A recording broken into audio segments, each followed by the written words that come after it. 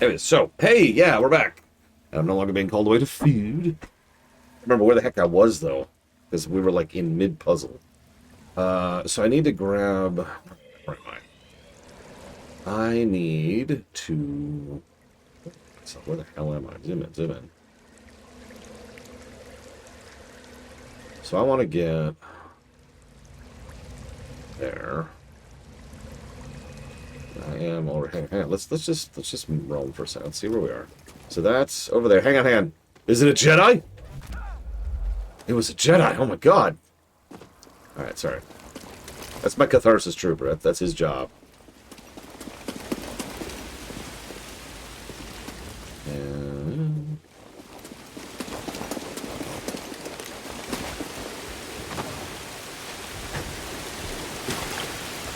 Right, because everything's respawned.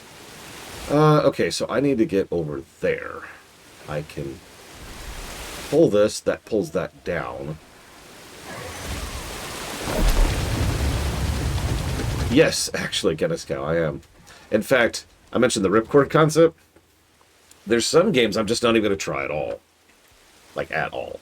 And, some of those games are Homeworld Deserts of Karak, Homeworld 2, and Homeworld 3. But I think the lore runny would be able to appreciate Homeworld and Homeworld Cataclysm for admittedly different reasons. The problem is the only real way to do that is to do Homeworld and then Cataclysm.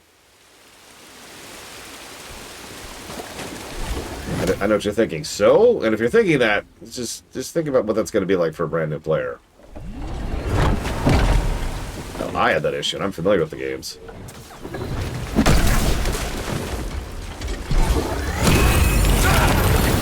Ready?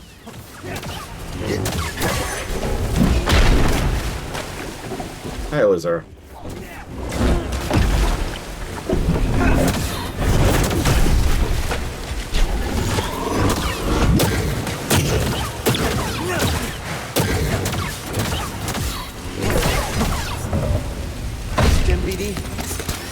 Feeling better. Let's pull this down.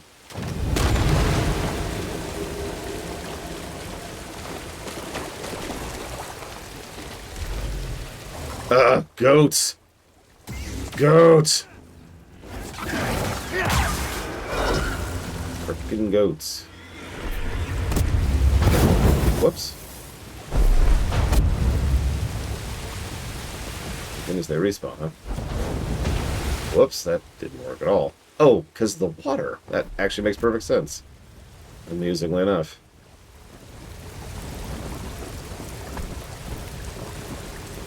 Oh, this is interesting. The water is completely covering it. From all angles. Alright. What happens if I do this?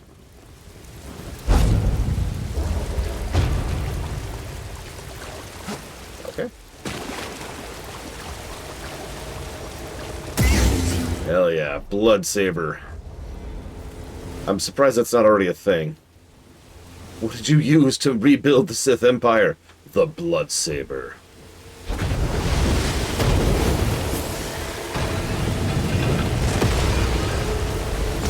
Whoops. Is anyone down there? Sorry.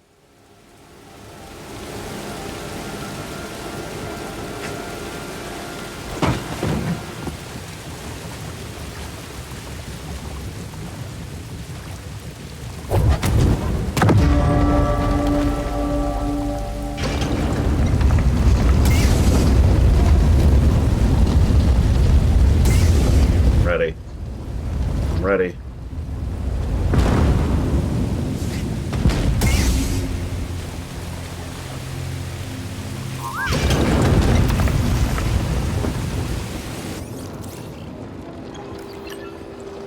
Here it is.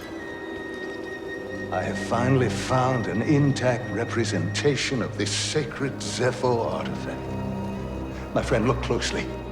This is Mictro at the Vault Ambagana. You can see an object in their hand. Based on this imagery, I believe this object allows a Force wielder to perceive the mysteries of the Vault. This is the key and the guide, the Zepho Astrium. But who would destroy images of it and why? Requires more research. However, our next step is clear. Find an astrium, if any still exist. An astrium. You ever heard of it? Me neither. But a key. Yeah, I understand that. Looks like we know what we have to find. And yeah, I've always found it funny that all of these log entries and story bits are actually all just on the droid we have with us the entire time. I mean, I get it. He was like, alright, only someone who follows in my path may see these, and so the droid is following his wishes. But, like, I mean, if we were evil, we could just be like, alright, give me all the info. And the droid's like, no, and then we rip it from its databanks forcibly. I mean, not that we're evil. Right? Or guys. Sorry. I haven't decided yet, J. Balmer. I'm leaning towards it. Probably not a song positive, but possibly a music direction positive. Very good, Padawan. You've cleared the way. What are you talking about? I needed this tomb raised. And now that I have what I need, you're of no use to me. Can you reverse what she's done? Thanks. Hope this new encryption keeps her out for good.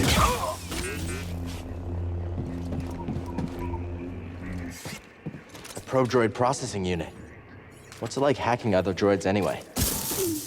Yeah, I'd feel weird about hacking people too. For a good cause though, right?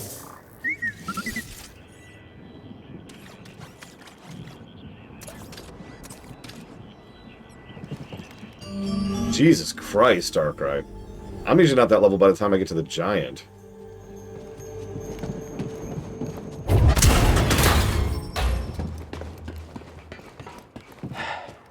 We should check in with the Mantis. Trilla probably knows where they are. You sure the comm's fixed? They're not answering. Something's wrong. We need to get back. I mean, they know where we park. You know, that's true, Madam Lord, because you're right. Droid wipes are a commonality in this setting, which is exactly as messed up as it sounds. Spellcross? I don't think I've heard of that trick, actually. So, for a plated to be made of lava. Oh, for a planet. I actually don't know. Nobody around. Think it's some kind of trap? Yes. Seems like we've been walking into a lot of them lately. Wait, do you hear that?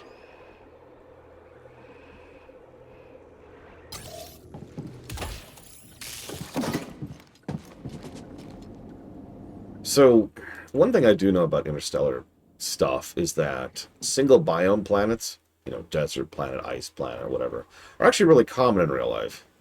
It's kind of weird that, you know, Earth is kind of weird, put simply. But I'm not sure if there's a magma planet.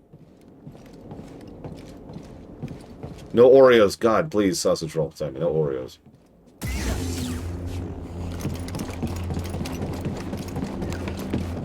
Nothing? Nothing? Okay.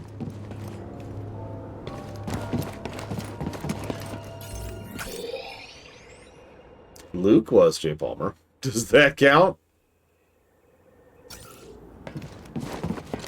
Well, fair, Dakota. That's not quite what I meant. But I guess you're right.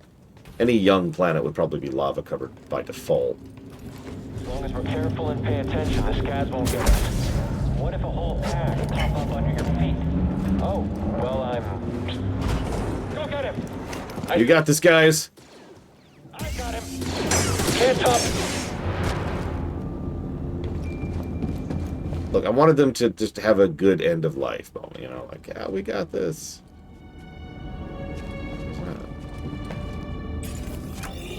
Whatever. What is this? Is it up? It is up.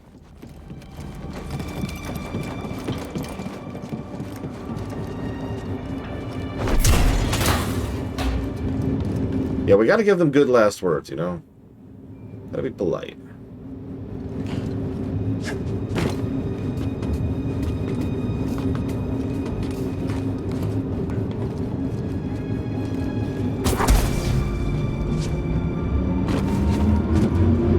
Yeah, I imagine you're just bulldozing everything dark at that level. No judgment. That's what the boosts are there for. Yep, there you go. Let's see what you found. Ah, I was hoping for a poncho. We haven't gotten a poncho in forever. I'm sad. There's no frickin' ponchos. Whatever. We're not gonna 100%. We're not doing it. What's the fastest way back?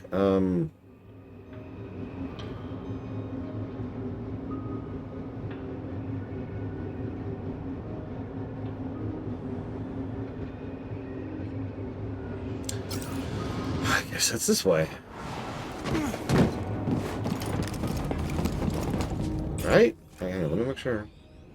Yeah, no, this is it. Alright. I think this might be a lift to the lower floor. Thanks, game. It'll be good for heading back.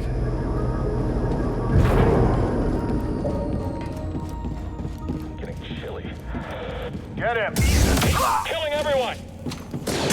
Don't let up! Don't stop moving! There he goes! You and me now, Jedi. See? I can avoid killing the droid.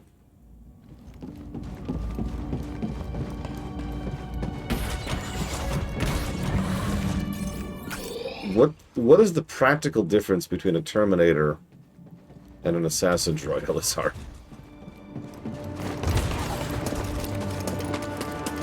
Listen, that droid just got a new lease on life, Mr. Red. I'm just saying.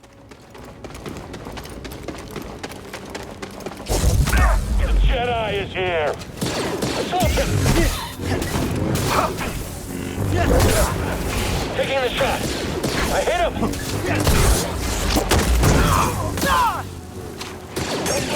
I guess that's true. Terminators can infiltrate. Well, to my knowledge, there's no human droids other than, you know, the sex droid.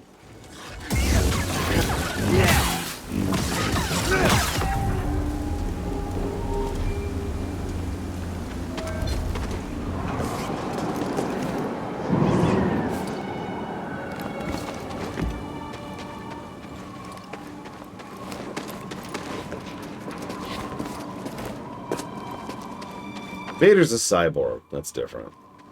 There's tons of cyborgs in this setting. Like, it's common in Star Wars.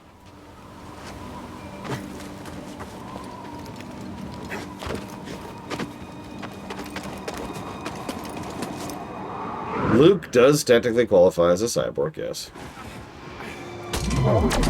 So yeah, these things are a thing.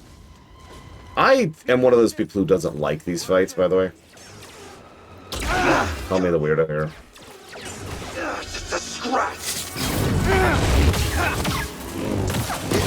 I didn't like him last time. I don't like him this time. I was wondering when we were going to run into one.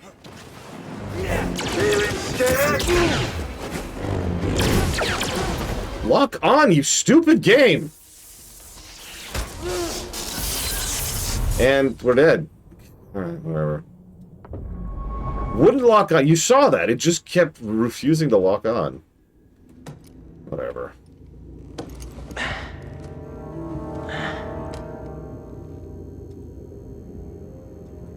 BD. Where are we? BD1? Hello, buddy? Where are you? BD? Gotta find a way out of here. I do like how his very first thought is for BD. Like there's something appropriate about that.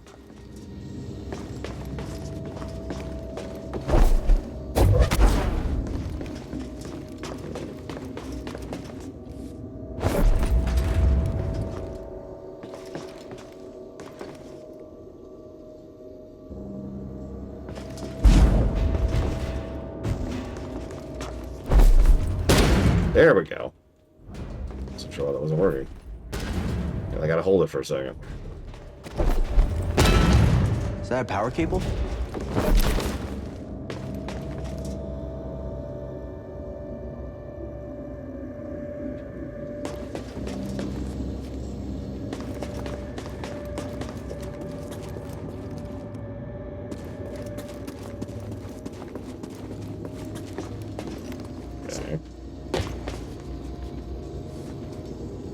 I can't let go of it now. Aliens or robots as advanced as droids? I mean, I honestly don't think we will ever see either. I don't think they are possible.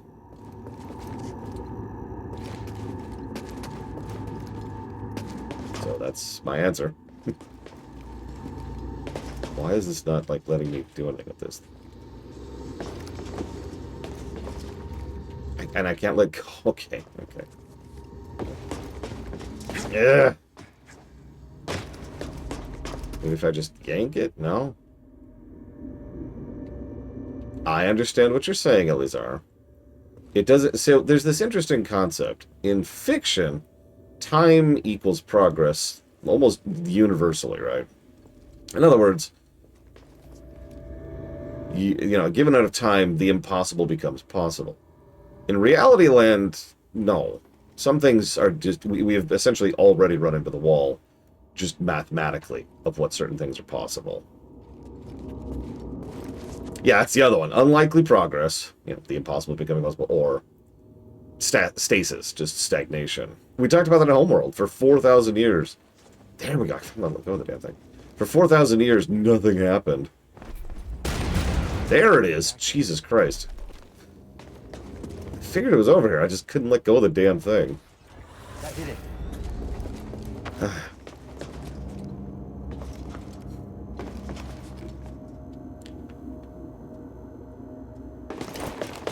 Air's cold, stale. Might be deep underground. This place.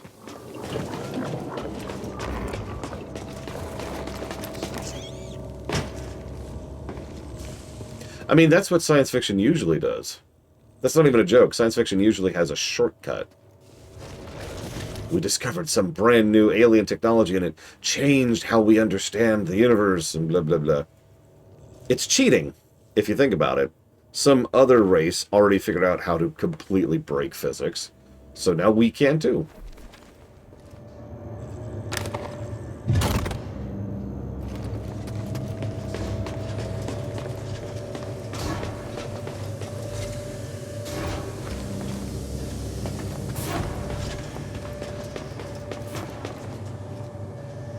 Yeah, no, exactly. I mean, even Star Trek, which at its inception was relatively grounded, the initiator for Star Trek was the Vulcans, right? Same general concept. Vulcans showed up and it's like, oh, hey. I know that's simplifying, but it is amusing how often that is a thing. Babylon 5 kind of followed that as well, although in a different direction.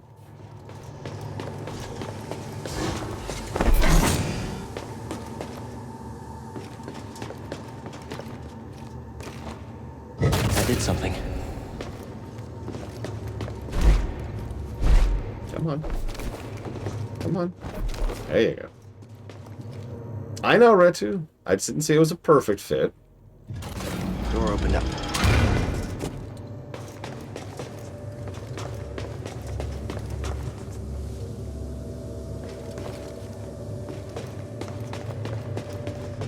Hang on. Good morning, Valerian.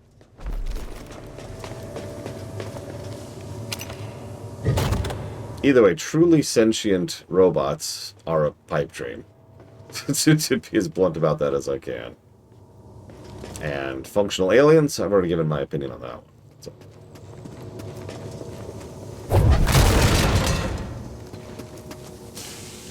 Alright. I'll get down to the acid mines immediately, Valerian. Let's see if I can find a way out of here. By talking out loud to myself when I'm stealthily... This is why I gave Cal's self-banter a negative. Cal, you are not Spider-Man. It's not like self-banter can't work, but something about how overtly obvious and dumb he sounds when he's talking to himself doesn't work.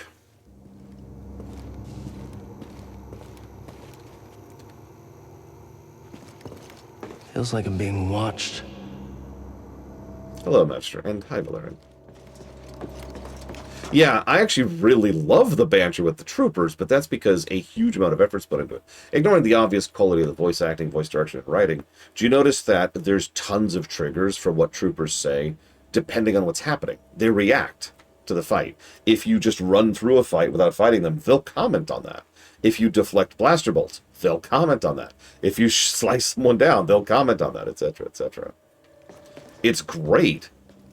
But that's because a lot of time and work and effort was put into the system.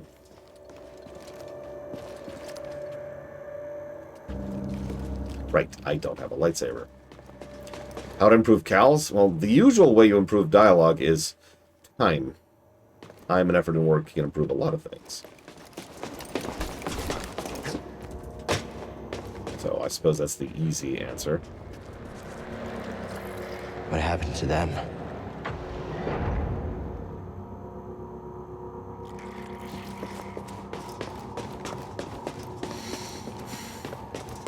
Listen, we don't care if you pass the filter, Earth. It's fine. You do you.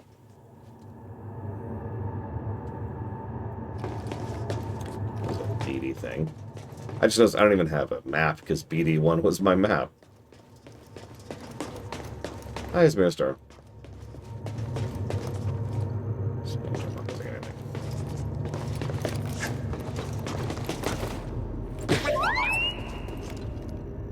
BD. BD? BD1! Is that you? I found you. Are you okay? You see what I mean? I'm sorry. I'm happy for you, Cal. Obviously, he would be happy to see BD1. But why is his line of dialogue, and I quote, I found you? Imagine I walk up to Lena Ruth and I'm like, Lena Ruth, I found you! Let's get you out of there. Yeah, honestly, yeah. Like, there's nothing inherently wrong with having banter. Again, stormtroopers. But you gotta make it work. And in this circumstance, I think having him shut up for this entire section would have worked a lot better to maintain the atmosphere and tone of this, because this is functionally a Princess Peach section. I'm sure you noticed that. This goes across, right? Yep. I don't remember where, but it's over somewhere. Maybe. Maybe? Maybe. Yeah, just whenever we meet each other in on stream or in real life. I found you!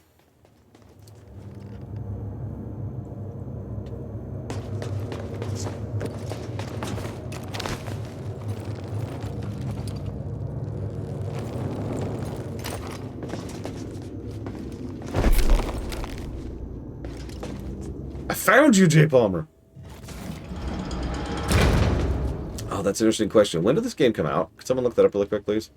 Because I think this is post-Netflix writing.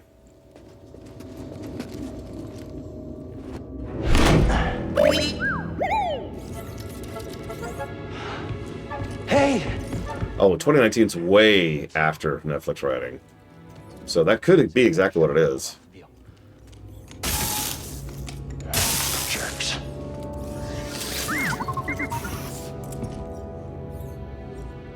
Poor droids. Let's get out of here before the same happens to us. I found you, Doom Rider.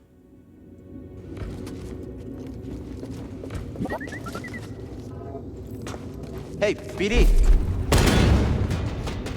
So, Netflix writing is awful. We still don't have our lightsaber.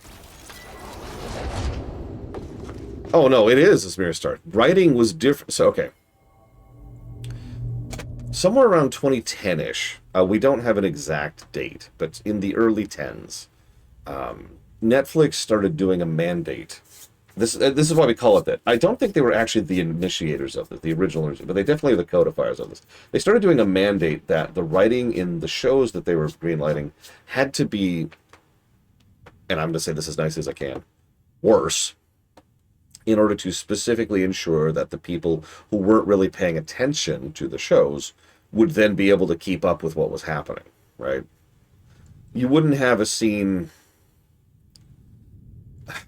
Okay, this is a dumb example. How many of you seen Beauty and the Beast? No, not the live action one, the original one, back in the 90s. Or 80s? whatever it was. There's a scene in that which is actually, unironically, one of the best scenes in that film. It's a scene where Beast goes. It's right towards the end, and Beast goes through about 5 emotions in the space of a few seconds. It's always stuck in my mind because of the animation quality, because they did absolutely bonkers good animation with the sketches of him going through all of these emotions so rapid fire as he's wrestling and struggling with himself, and he eventually decides to go ahead and give Belle, go save your father, get out of here. I'm hesitant, I'm afraid, I'm scared, whatever. Go, right? It's a good scene. The reason I bring attention to that is the easiest way to explain Netflix writing is by example. So imagine that scene for a second, and if it was Netflix written, he would say, oh, I don't know if I'm scared to let her go, and I've finally connected to someone for the first time, but I care about her, and I care about her more than I care about myself, and that means that I should let her go, and I'm going to be alone again, and this is my last chance, but it's also her last chance, and she's more important to me than I am to me, and so therefore I'm going to selflessly give her this chance to go and be with her father. Okay, yes, I'm going to commit to this. Let's do it. Okay, and then she does it. It is completely devoid of anything. There's no, to use my own terminology, there's no design there, right? It's just a writ. It's just a writ example of what exactly the person is thinking and feeling, so that the people who are not really watching can still kind of pay attention. And yes, for those of you not aware, this is Netflix's own terminology, not mine. This is not my presumption. This is not my analysis. Netflix's own analysis was that people were spending so much time on their phones while watching Netflix that they weren't paying attention. So this became a mandate for that reason. Now you're probably thinking, I don't give a crap about Netflix. Well, we're not playing a Netflix game, are we? Here's the problem. When something is pushed sufficiently into a large enough of a base by writers, it tends to bleed out into other things, right? You start to see other mediums, other genres, other games, other shows, or books or movies, other writers who have nothing to do with your thing, who just kind of start doing that. Yeah, it becomes normalized. You've probably noticed this with something that's usually referred to as MCU writing, which had the exact same phenomenon. MCU writing is actually a bit of a misnomer because it'd be more accurately called Guardians of the Galaxy writing.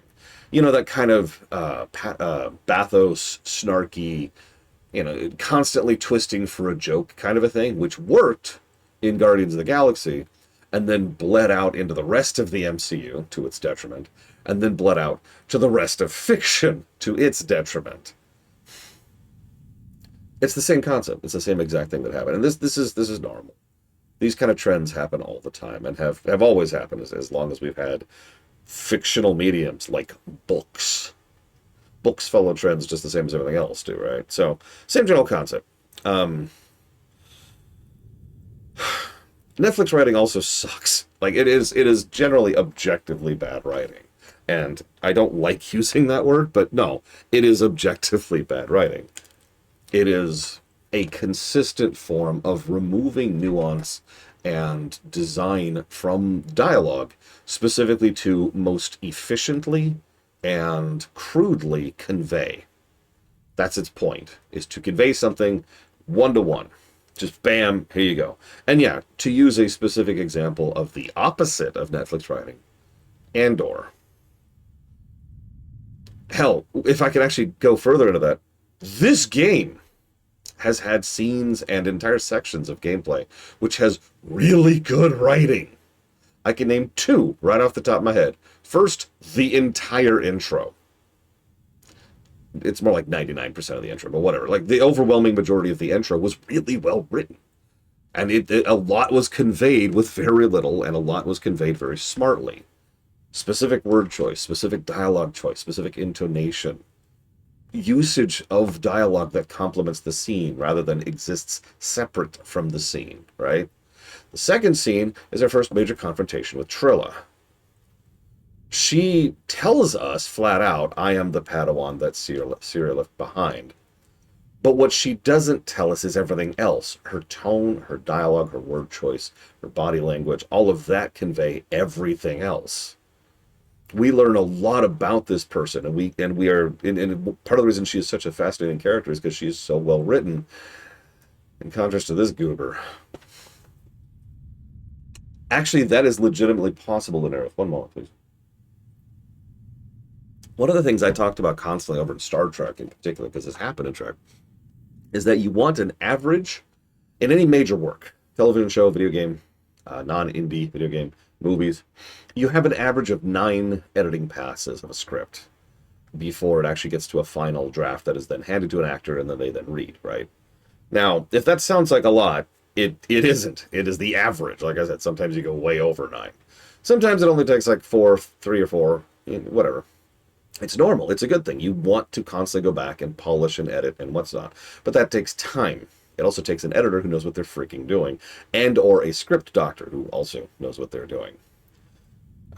So sometimes you'll write out, actually I should say most of the times, most writers will actually write placeholder dialogue, which they then go back and fix. I have actually given this as a suggestion to writers for years. I've told Mr. Red this, he can attest to this, where there's nothing wrong with just writing down placeholder dialogue when you're initially writing. Because it's so easy to run into walls. It's so easy to run into motivation issues. It's so easy to just kind of stall when you're writing. Sometimes it is better to just get something down on the paper and then keep going, because you can go back and repolish that dialogue, pull that dialogue back up, right? Yeah, placeholder dialogue is normal. The problem is when placeholder dialogue gets into the final product, which happens with distressing frequency. And again, Star Trek. Like, I love you, Trek, but... Whew. Where the hell am I? Right.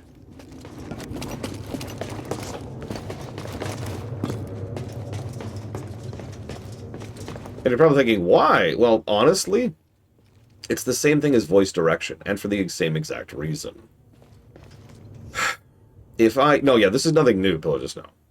Placeholder dialogue predates me being born. Oh my god, where are they going? Time is time. Yeah, it's time. And time almost always equates into money.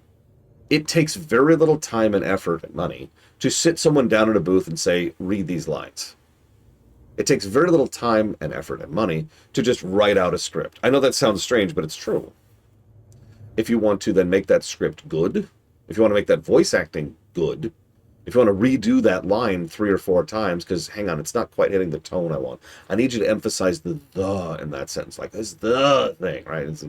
That takes time. And so a lot of studios, a lot of companies don't bother. And again, this is nothing new.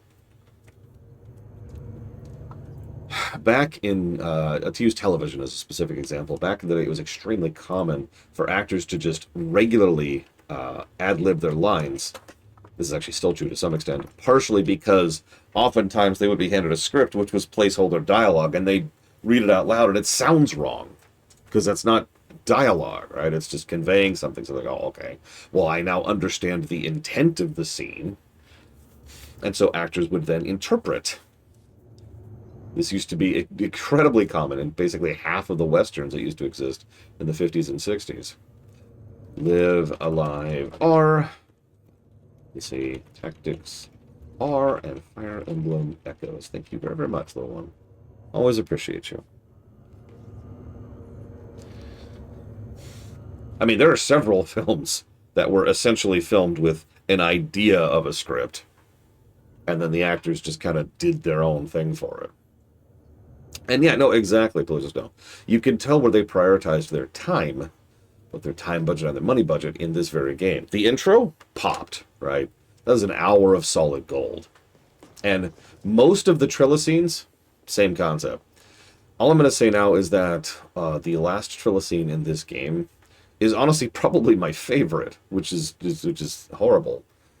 Because you can tell a very large amount of effort and time was put into it. Yeah, exactly, Shadow Machine. It takes time to re-record that, to re-edit that, to direct that up.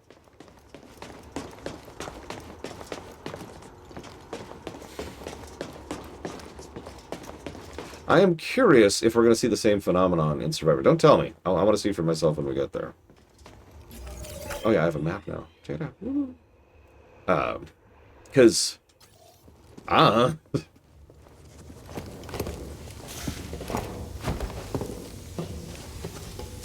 Anyway, sorry, I didn't mean to go off on a rabbit hole there. It's just, it is a consistent thing. And this game came out well after Netflix writing existed, so that's possible that bled into some of it. It's also possible it was just the time equation, like I mentioned. Mind doing an overcharge?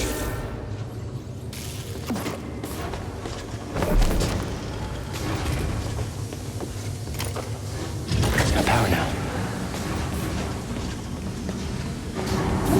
What? that was actually close. Hear that? Sounds like someone is home after all. Remember this song? Hey, I recognize this band.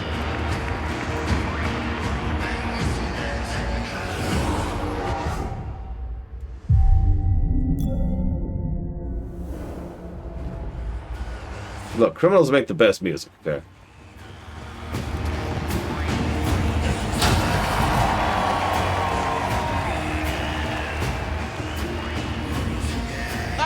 Finally, he arrives! We had action on how long it would take you to get here. And who are you? Who am I? I'm Sword Tormo, baby. I'm the boss of this operation. You have greasy forearms to thank for bringing us together. I will. As soon as we get out of here. We have a special challenger for you tonight. An enforcer from a bygone era. A Jedi! Let's see what he's got. Oh, somebody get baby his toy. Show? I'll give you a show. I smell blood and money. Tonight, What does money smell like? fallen challengers of the past and the great sacrifice they made to make us all rich.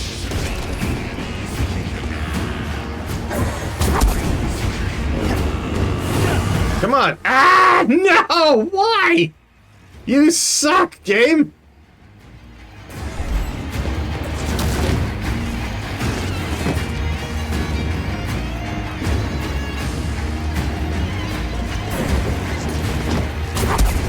Ah! Game.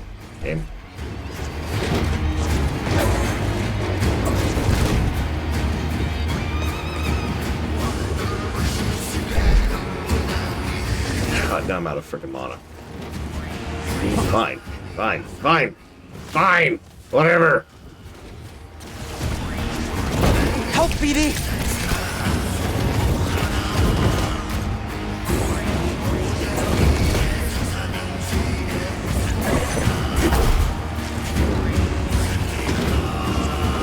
Hi, E-Tree. I'm sorry, I want this. I don't have the achievement for this for some reason, and that is unacceptable. No!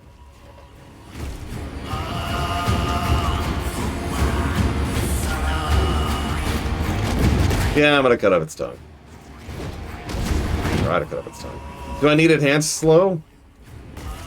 Yeah, looks like I need enhanced slow. No, lock-on prevented me from slicing its tongue. Alright, whatever, fine.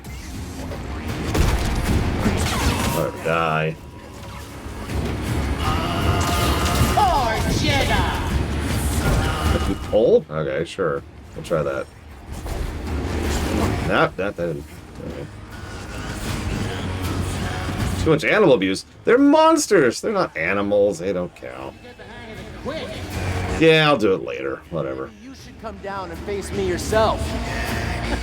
I'm too busy counting my credits. I agree. He talks too much. That guy? That guy talks too much? Plenty more where that came from. That was nothing. Just wait.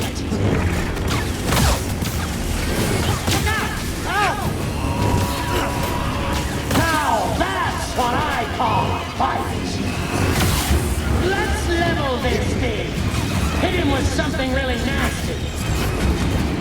Ooh, uglier than maybe. Could you, like, do what I tell you to, game? Just for once. It's just... Little help, BD. Nope, okay.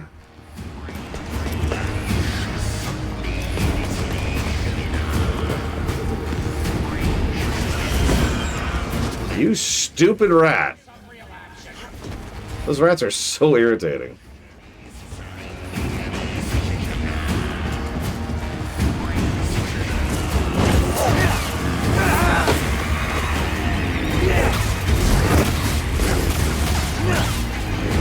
Just messing with the odds.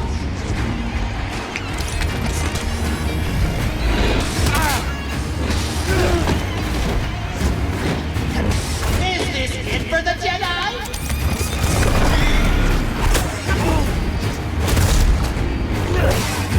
I felt that one.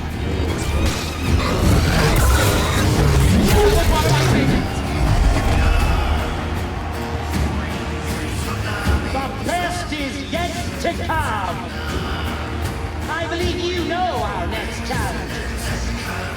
Oh, he wouldn't have made it anywhere heroic with this. Is gunning for you. So, it's this asshole again. I'm faster than you.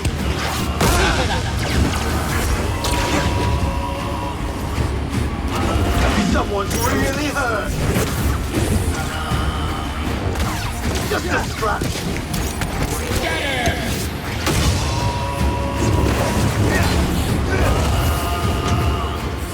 Yeah. Oh, I'd like to see that again.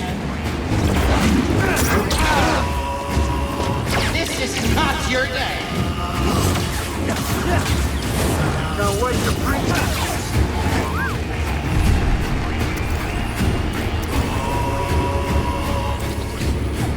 Nice job.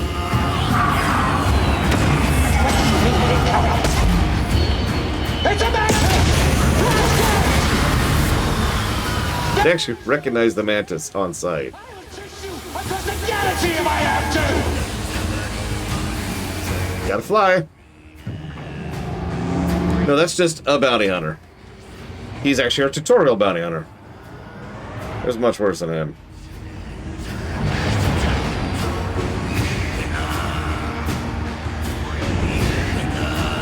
Probably push-ups. Hey, Grease. You're famous down there. Yeah, they're an ugly group, huh? They smell like used droid oil. At least they're okay. Yeah, a complication we could have avoided. Luckily, we found you. We have another complication. I'm sorry. The words you're looking for, Cal, are thank you. The Empire knows about the holocron. That's not good. The entire mission is now at risk. And I had a nice chat with the second sister.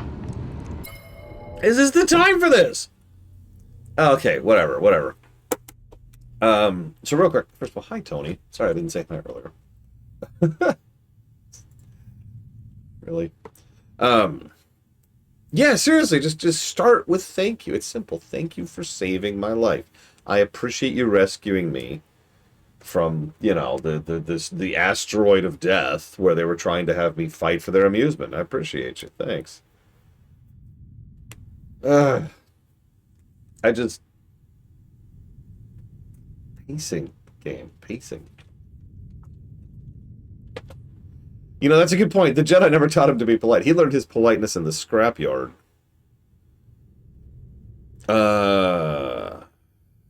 Is he? I don't know about that. I'm not sure. This is 14 BBY, so that's true. Gratitude's an emotion. So yes, I have played this game before. That was obviously before the Oblivion line. It was quite a while ago, actually. At this point. As for why it's not on YouTube, it is. It's, if you ever want to find any of my old VODs, they're actually all very carefully and precisely archived on the archive page on my website. I've put a lot of effort into designing and updating that archive page to make sure that it's, you know, easy to sort, easy to find. So if you're ever wondering, that's where all that old stuff is.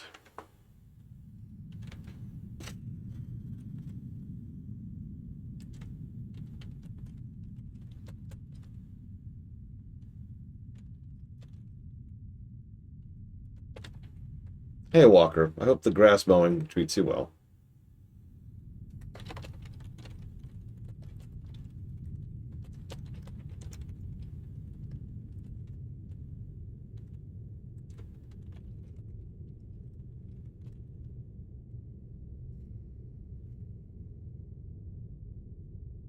It is the Jedi way, yes.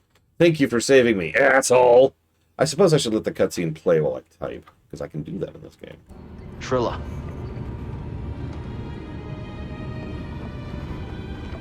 What did she tell you? She told me you betrayed her to the Empire.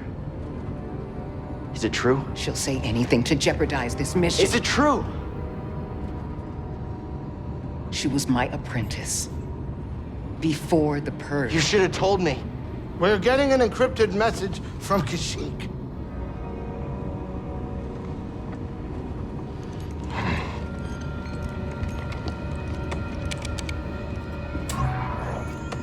Mari. Cal, we found Tarful, and he is willing to meet you. But that's not all. The Empire overran our position at the refinery. Saw retreated off-world. Some of us have joined the Wookiee fighters in the forests. Be careful. You too.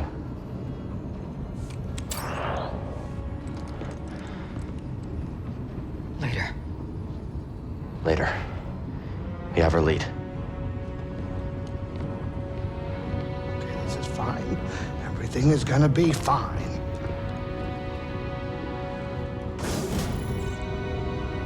No, exactly, Mr. Red. Like, this could be a good... Hey, wake up. Can we talk? What? Can we talk? I don't know what's going on between you and her. I mean, I figure it's some kind of Jedi thing, but I don't think this is the right time for It's it. not any of your business. I think it's my business. And we're all in this together, aren't we?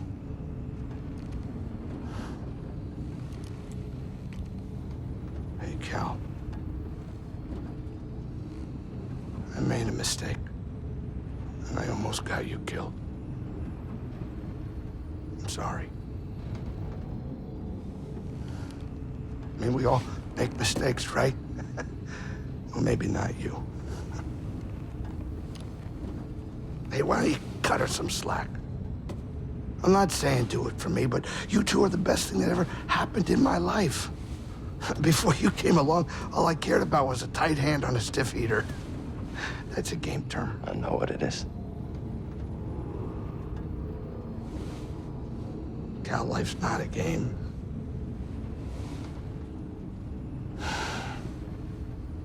Before you two, all I cared about was myself. Easy money. Now it's different.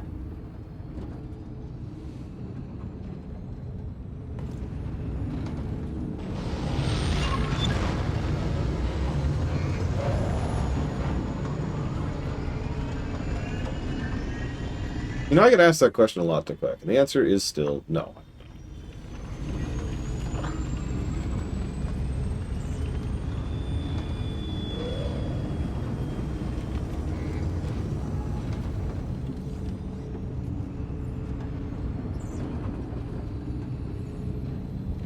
Well, that's a good question to Quack. Do you have any plans to fund it?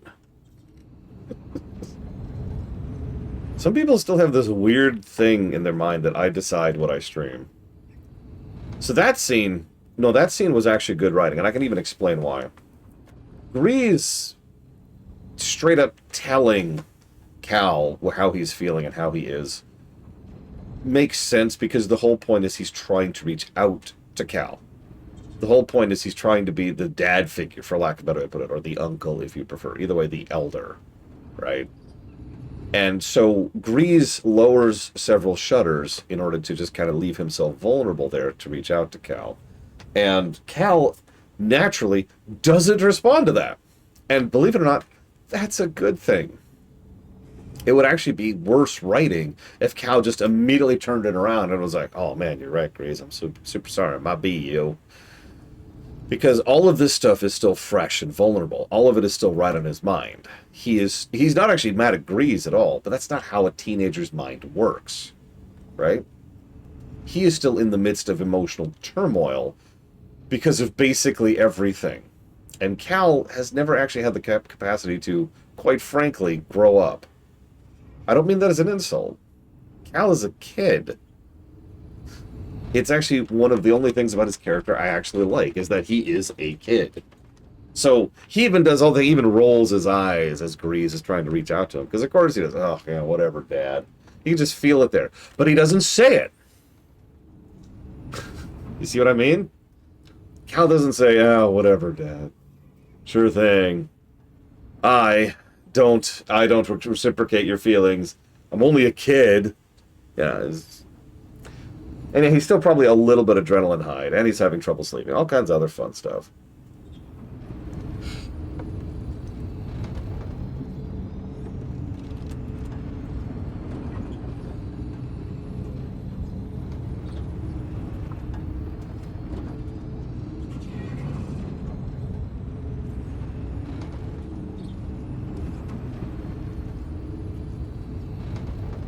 By contrast, so let me try to explain the difference here.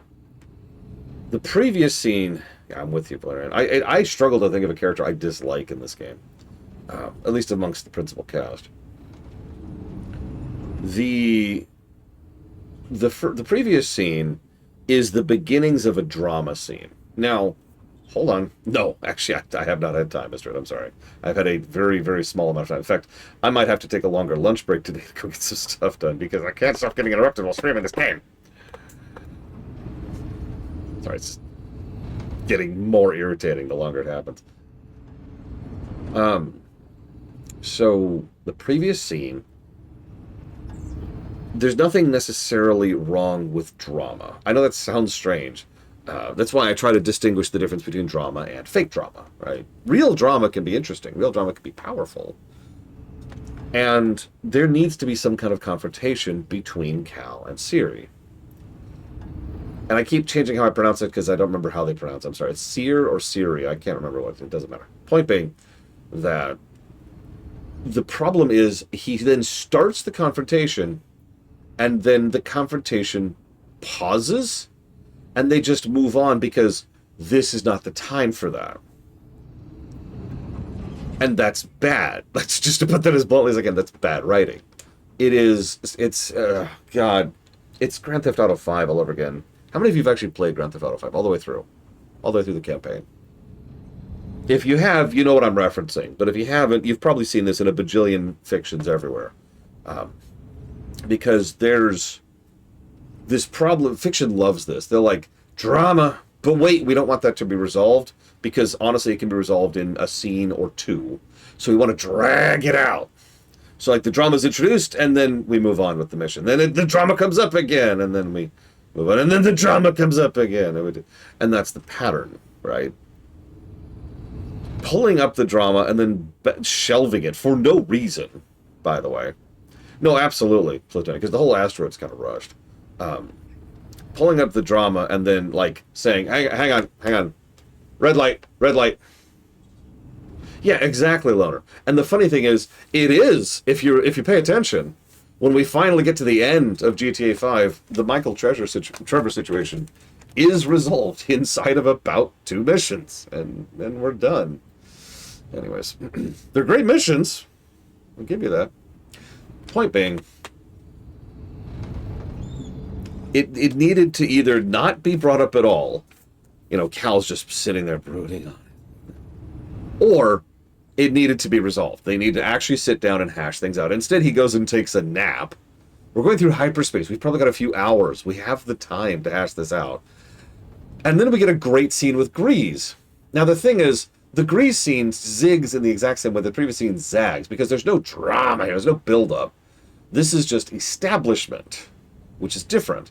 This is not beginning something and then hitting red light. This is Grease connecting with Cal and Cal connecting with Grease.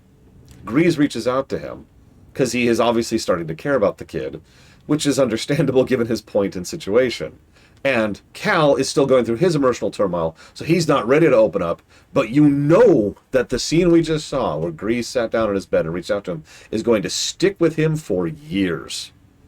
in the back of his head, and someday, somewhere further down the line, Cal is going to look back and appreciate that Grease woke him up right here and sat down with him and was honest with him.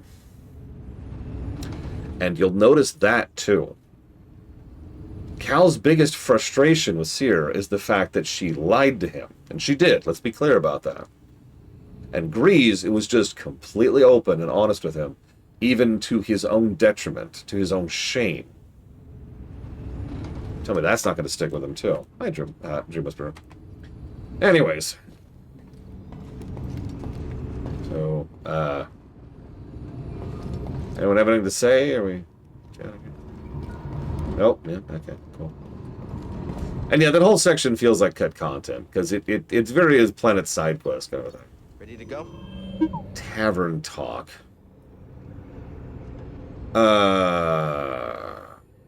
What's the difference between tavern talk and first tavern talk? I got lucky. You know, even after all the action you two bring, I still get a thrill watching the games. Well, as long as you keep your habits in check. Oh yeah, no, of course. I'm just a spectator. No gambling or nothing going on. Really? Yeah, we're talking pure entertainment. Nothing gets me going more than watching a couple slubs square off. Just slick moves and brute force. Captain, I am slightly troubled by your enthusiasm for something so... barbaric. Oh, yeah, I mean, it is true. Totally barbaric, but still kind of entertaining. We're about to drop out of hyperspace. Sit down.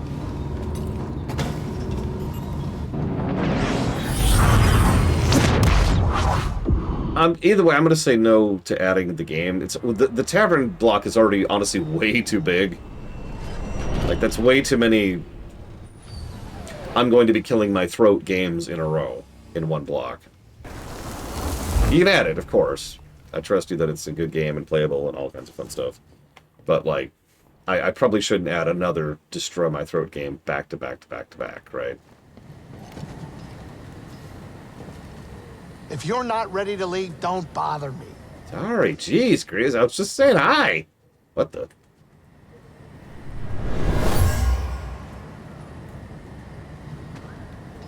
Normally, I wouldn't waste my time with the likes of insurgents.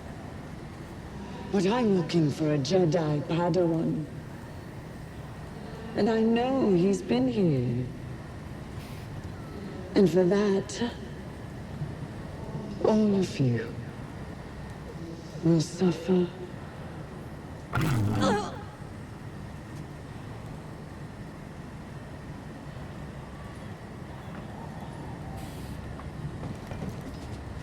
Congratulations, Dream Whisperer.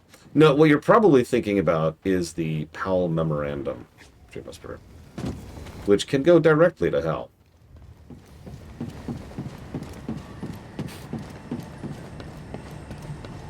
Choisek and Mari drew a map to your rendezvous point with Tarful. It's good to see you're safe. Sorry I couldn't be here sooner, but I haven't given up on Kashyyyk. It's dangerous here. Saul's already gone. The casualties are just too high. No. If you leave, the Wookiees lose support. Not all. Mari is staying behind with Choisek and Tarful. Some of our troops went with them. And you? My child already lost one parent. I can't stay. But myself and the others will find a new way to serve the cause. Be safe, Miriana. Yep. And that's the nature of this. We could criticize Saul for bailing on the Wookiees, and arguably it's not even the correct call here. But Saul's not interested in the Wookiees. Saul's interested in the mission. Saul's interested in punching the Empire. That's it. That's what he's after. And losing means he can't punch the Empire anymore. Yeah.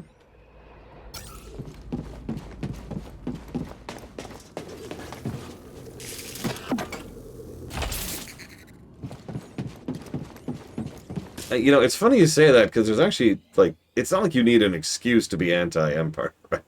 Like, they're the Empire. They kind of make excuses for people to hate them. Oh, actually, you know what? Hey, BD.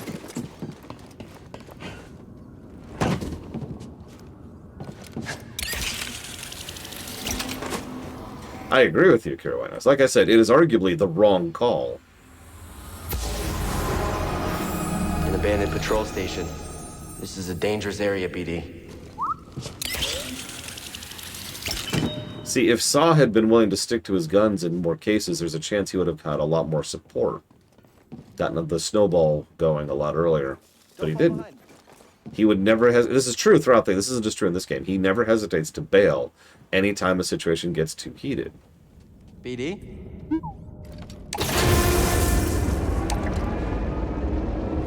Now, I'm not saying Saw could free the Wookiees by himself, but at the same time, he probably has enough of a swing and sway to be able to actually free the Wookiees, no, really. And getting the Wookiees, like, as a populace on his side would have been a huge boon to him, the cause, and the rebels. But again, that's just not how Saw thinks. Yeah, exactly, Loner. Like, you can't... But yeah, Saw was more or less literally born into war. I actually don't remember the name of the battle, but there was a planet. Found you, Jedi! Do I have to? I'm taking a break! I'm hit! You'll never stop the brood! Could you not? I'll get you!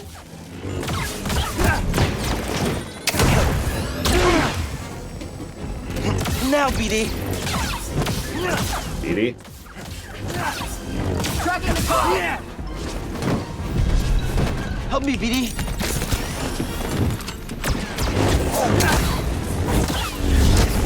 Is that all you got?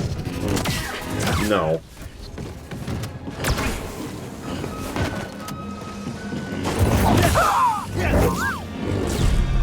Got something? Was that Onderon? I hear you, BD. Let me see. It is actually funny to me because I don't remember the specifics of his intro story all that well. It was during the Clone Wars show, and obviously during the Clone Wars. So just this way. I mean, pretty much the totally right. Listen, Twister, listen, listen. You saw nothing. Also on this planet, I still can't hit a me call. All you have to do is lead the target. Hit him every time. That should not have happened. You're the best shot in the squad. Wasn't much to do growing up on Utapau besides shoot rock vultures. Like I said, the banter with the stormtroopers works great. Got an intruder! Oh no! Oh no, no, no! Yeah! Sorry about that. I mean, a little. Could use a little help, BD. Just in time. Move it out! Slip up now.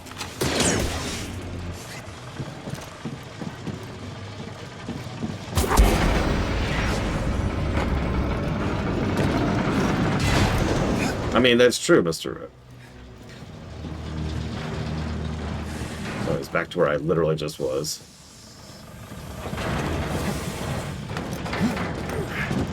Yeah, exactly, Kitten Fan. Luthen is sufficiently pragmatic that he would see the benefit of saving the Wookiees. But he would never do so to the expense of his network. He has the same general problem with Saw, and it's not really their fault in the strictest sense of the word. It's really much more, it's just the nature of the foe that they are facing. Seer gave me your comm frequency. Mari, are you okay? I'm safe, unlike too many of the others. Did Mariana give you our rendezvous coordinates? She did. I'm on my way. Good. We're just reaching them now, but we can't stay long. The Empire's looking for us. I'll be there as soon as I can. So, logically speaking, some stormtroopers had a defect during the war.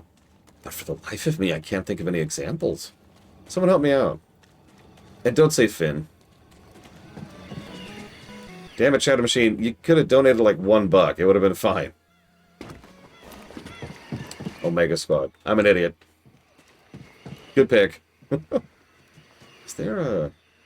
There is. I suppose Wedge does count. There's actually quite a few members of Rogue Squadron that count. But, I don't know, was Wedge a stormtrooper specifically? Because that was the question.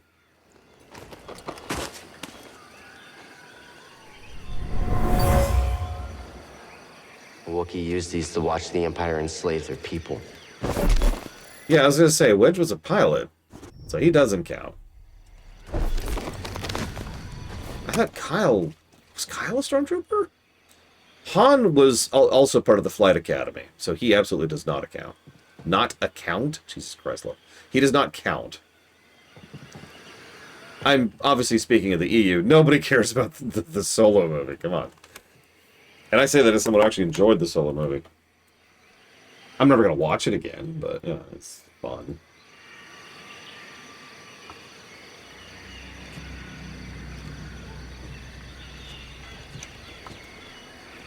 So, Tavern Talk Stories Dreamwalker.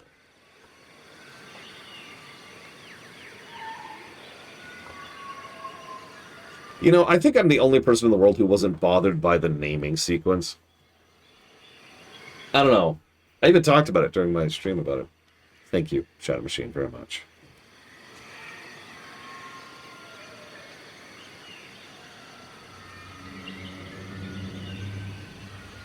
Always appreciate you. Thank you.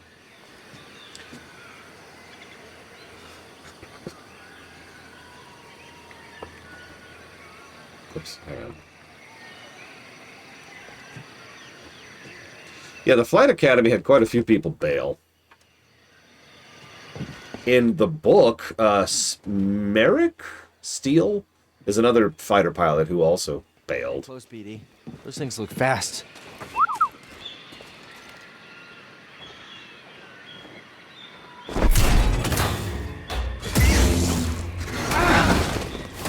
Ow.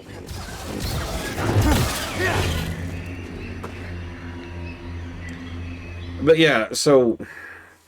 Could use a little help, BD. Good job. I don't remember specifics here, but I remember while they were still kind of developing the post-prequel EU, while they were still kind of trying to, like, crudely connect the EU to the prequel trilogy, there was a thing for a while there where stormtroopers were all clone troopers. And then, like, at some point in time, this is all out of universe. Some point in time, someone was like, hold up. Stop. And they kind of changed their mind on that, and then clone troopers had their own fate, and then they changed their mind on that. The Clone Wars show completely changed it. I don't think, from a current timeline perspective, I don't think any clone troopers are ever stormtroopers. Don't quote me on that. But I know they kept flip-flopping on that for a while there, in the immediate wake of the prequels.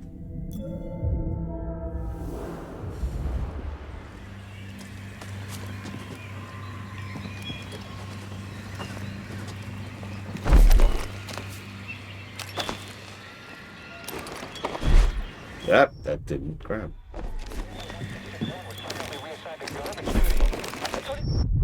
What? Did you see that?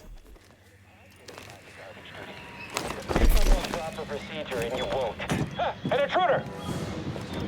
Oh no. What do we do with him?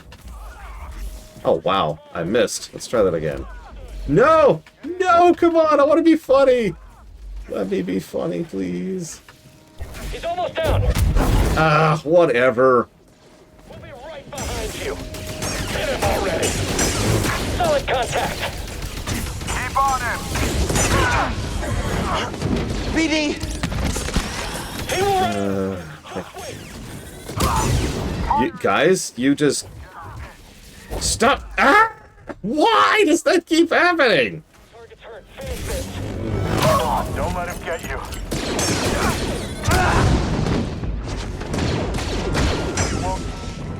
What the crap was that? Like, I was actually getting input buffering. That was bizarre. Anyways. I think you're right, Dakota. Like, that was just... Oof. Anyways. Yeah, you know what? Yeah.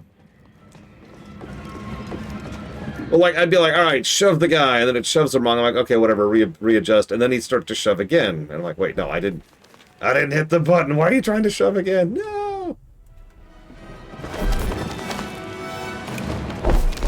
What? Oh, whatever, this is what I wanted anyways. Yeah, that's a good point. We didn't die to the Jedi.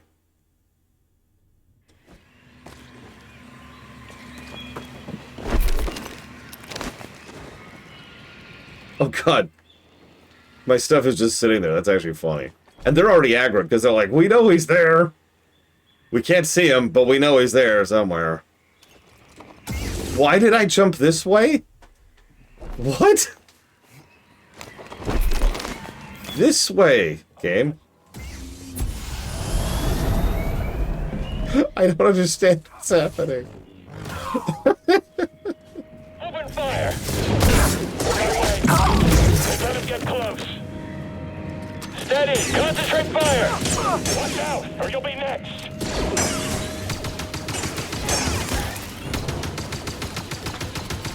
Watch my back! You know, honestly, for a while there, when they very first introduced the clones, my first thought was, oh, so that's where all the stormtroopers came from. And I assumed they just kept using clones as stormtroopers, and then obviously that wasn't true.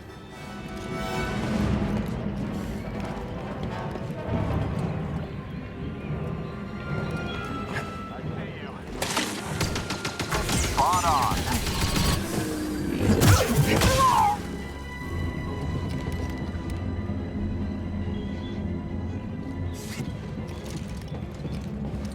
You're mine, traitor. Don't get me.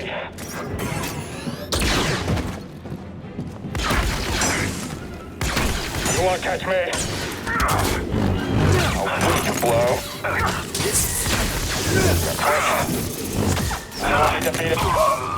Sorry, what? Yeah, they were too expensive or whatever, I think. Wasn't that it? Something like that. Nice job.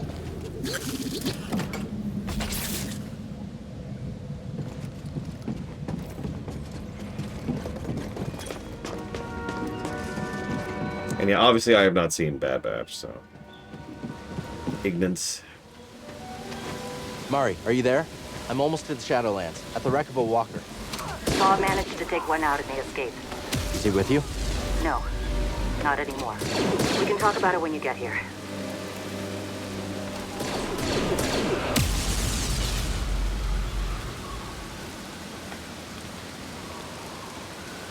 That's a good question. I don't know. I've always gotten the impression that blaster bolts actually are less dangerous than, you know, a bullet wound in real life is. Maybe?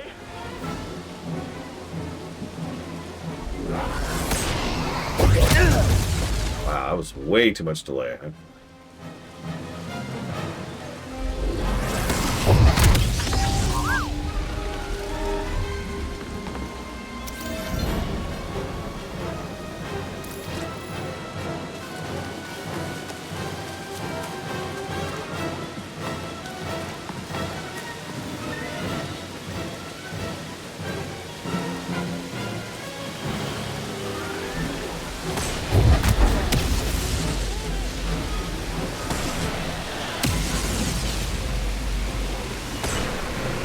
I mean, in real life, what tends to get people by being shot is actually the shock. The bullet wound itself, depending on where it hits, is relatively manageable. Assuming it's just one shot.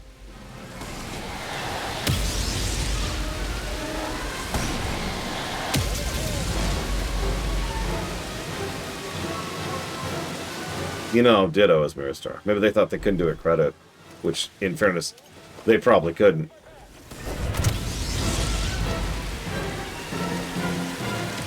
Namaste.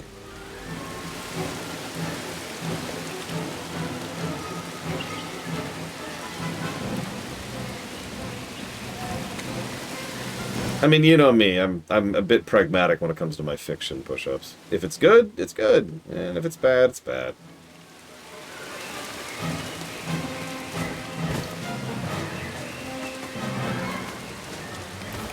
we still in combat? What are we still in combat with? What, BD? What? What? The hell? Aha!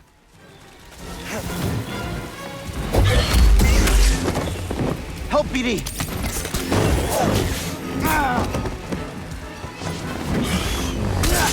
God damn it.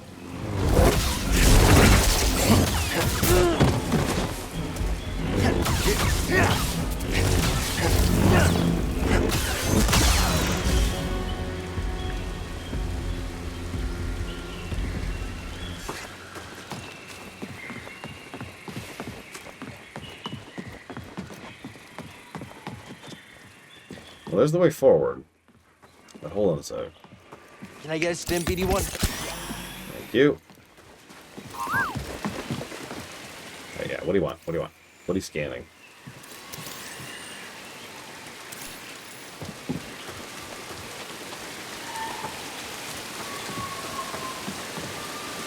Is this just a way back? Is this a shortcut? This just looks like the way back. Okay.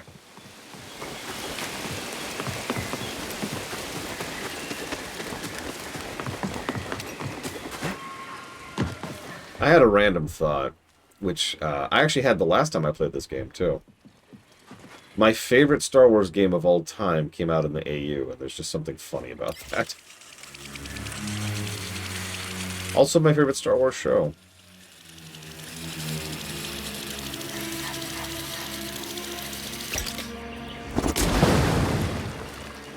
The one you're looking at, Jay Palmer. Pound for pound, I think Jedi Fallen Order is the best Star Wars game we've ever had. As for the show, that's Andor. That's easy. Hey, BD. I knew you'd jump in there. Can't say movie. That's Empire. There was something in there.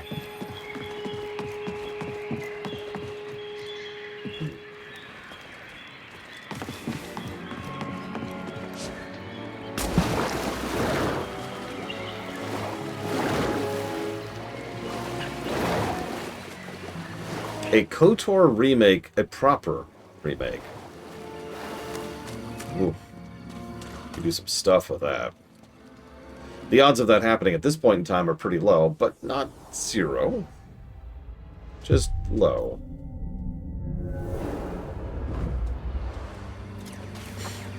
Now, my favorite Star Wars book, that's EU. That's the Hand of Thrawn duology, which I count as one book for obvious reasons.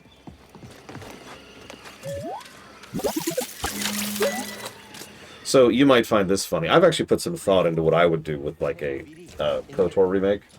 And obviously they would be like, and that would be the style of the remake. But I actually personally think that's the wrong direction to go in. I would make it more a full CRPG.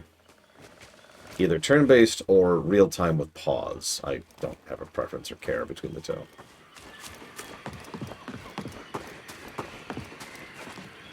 Just making sure there's nothing up here. Okay. Yeah, top down, probably with a camera you can swivel. Like, really lean into it being a full CRPG. I think that would work awesomely, since KOTOR is already a crude, but still extant CRPG.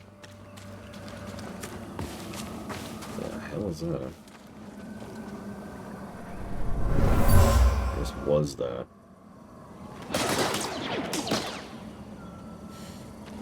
Keep going!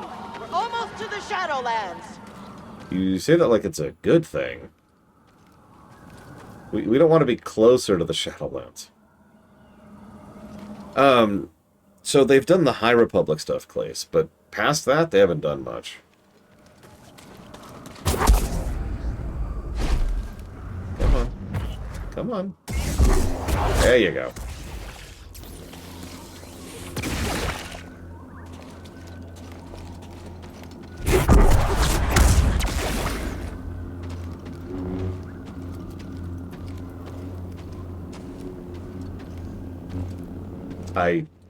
I have no sympathy for you, but I'm so sorry.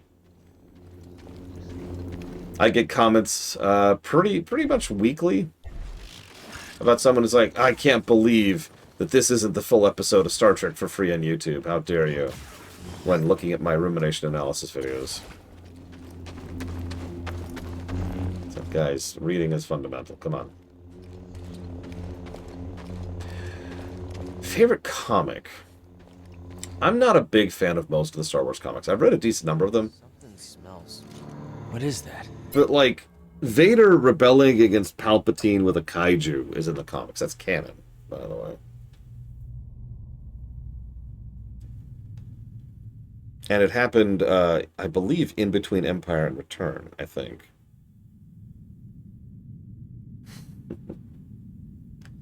There is the one with the archaeologist lady. Oh my god.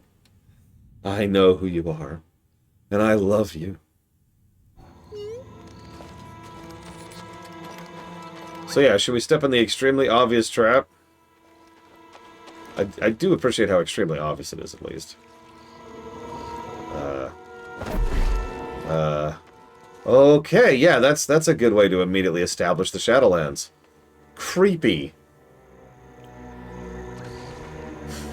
Alright, let's see what happens. Ah. So you do have a second. It is good tutorialization. I love these things, so they just slowly reach out to you. There's no screaming, there's just like, hi. Hi. Hey. Hi. Notice the music changed? Force is live.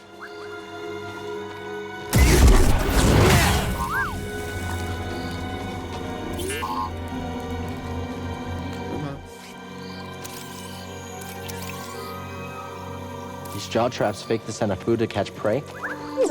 Explains the Jogon fruit smell. Pretty creepy, though. Also, now we're, for the first time, under, well, not a canopy, but we don't have direct sunlight. Yeah, can we get a blaster, Cal? Don't make Ezra the only Jedi who knows how to use a freaking blaster, please. Come on, freaking Ezra, of all people. What? Hope these don't freak Grease out. Why would you ever pull anything from here to put into a terrarium? Who? Lieutenant Leroy? I've never heard of that person.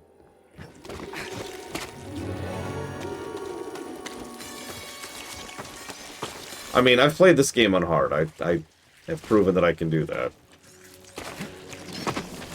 Did it on camera. Briefly played on hardest, and then decided that would be a waste of time. About this place, it's sacred to them. Nice place. Hi. Yes, hello. I was just checking my map. You know, everyone asks me about the Bane books. I think I'm the only person in the entire world who doesn't like the Bane books.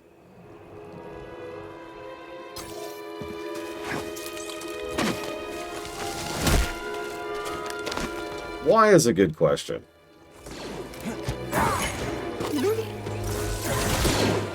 Just gonna watch this for a second. I've actually thought about doing, Let me see. oh god, what would that be? A hardcore run of several games I know very, very well. Just for funsies. Jedi! Come, fight! Stop dodging and fight! Come back and fight! Yeah, it always weirds me out that people like the Mortis arc. It's like, why? What is likable about that? Higher!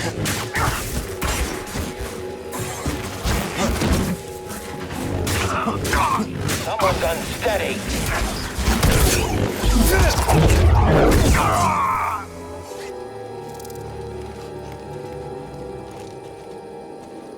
Hell, I didn't even watch the end of Game of Thrones. I didn't like the end of Game of Thrones.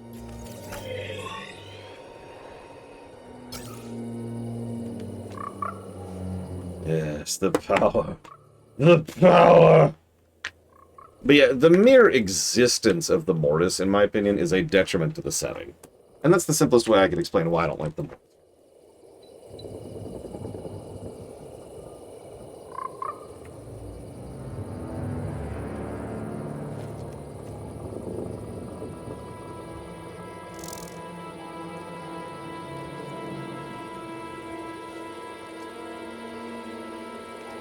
They're Force gods. That's it. They're the closest thing we have to Force gods in this setting. Here's the funny thing, Jay Palmer. I don't remember. It's been so long since I read the Bane trilogy. Or the Bane duology, or the Bane sextology. How many books it is? I don't even remember. I just remember being like, okay. And I just walked away from it.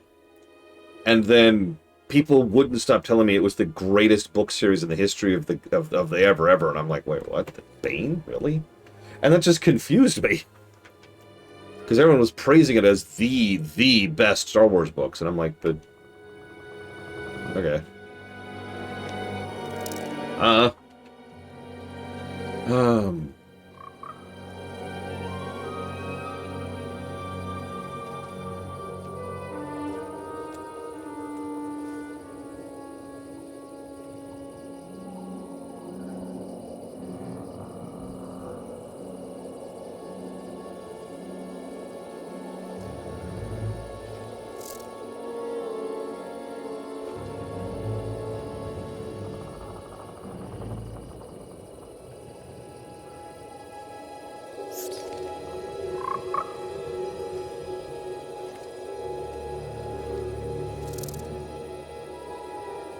Well, that's a good point. I also don't like Drew Karpyshyn in general.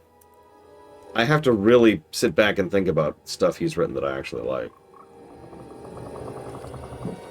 There's been a few, but, like, it's the exception, not the rule.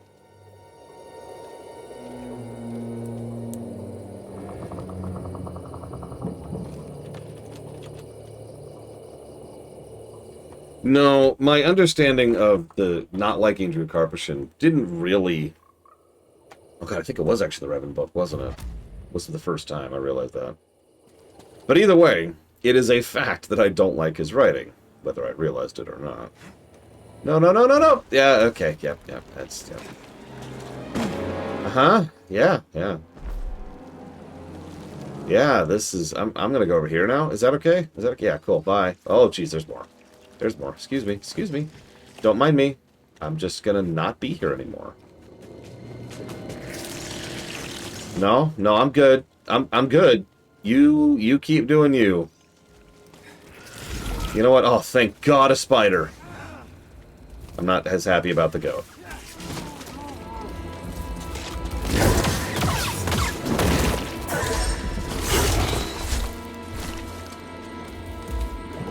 Game. Ugh. Yeah, it's a goat. The goat's return. Little help, BD.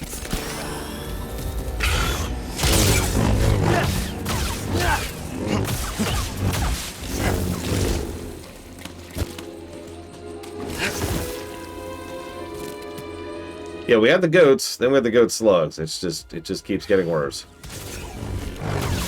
Yeah.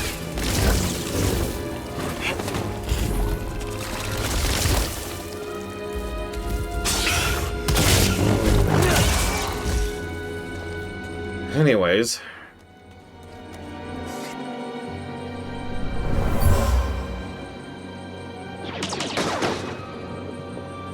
They can't breach our choke point! Everyone, retreat! We'll cover you! I actually liked the Rogue Squadron books for what they were. They were a little pulpy, but I didn't mind, and it kind of fit the vibe. The Lasankia is ridiculous, I'm sorry. The Bantha Wars, you know. And I always kind of liked how Isar was an idiot in character, in addition to out of character. Me neither. Nice place.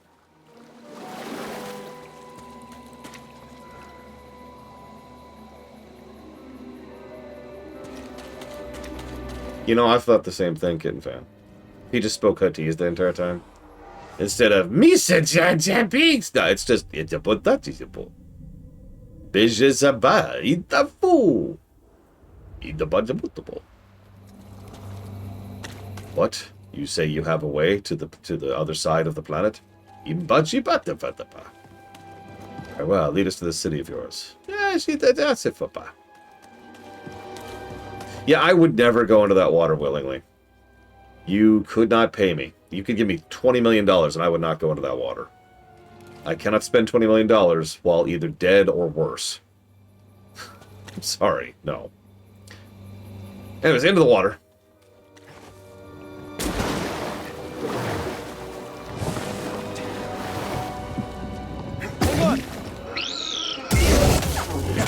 God, can't even one-shot the goat slugs. That's how bad they are.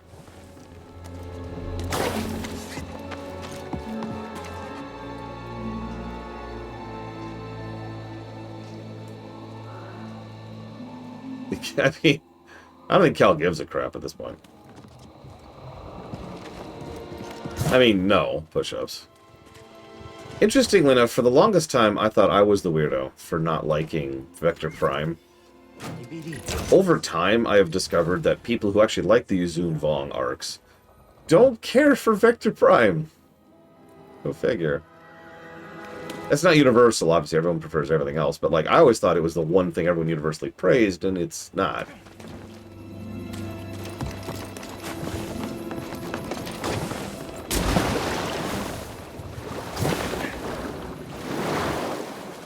Vector Prime is the book that launched the, I believe the technical term for it is the New Jedi Order series.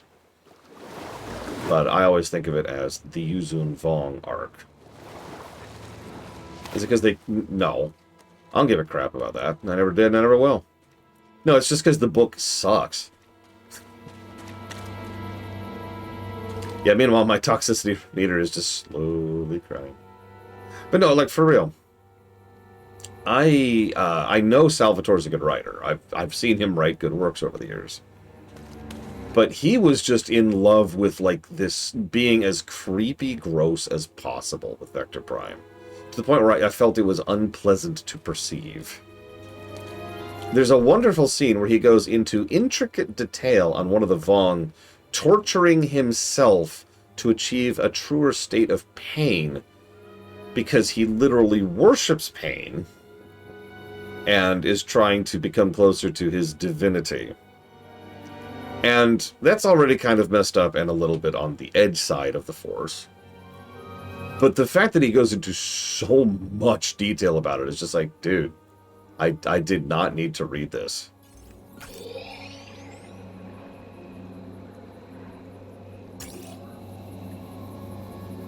Now, later books kind of toned down the pain-worshipping bioship thing.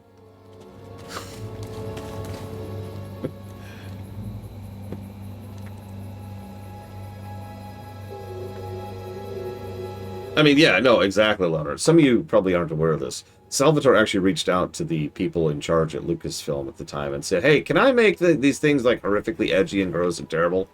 And Lucasfilm was like, or LucasArts, I should say, was like, yeah, sure! Knock yourself out, Salvatore. It's like, okay. And he did.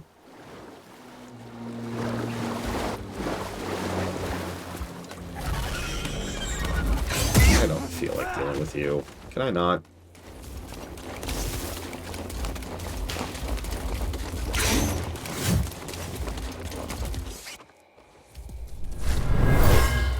Probably. Try it, see. These trees.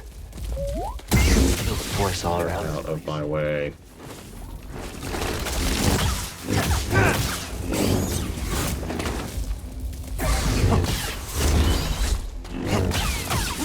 Get out of my way. Get out of my way!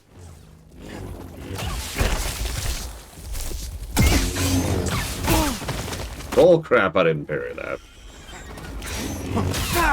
Bull crap, I didn't parry that. Help, BD!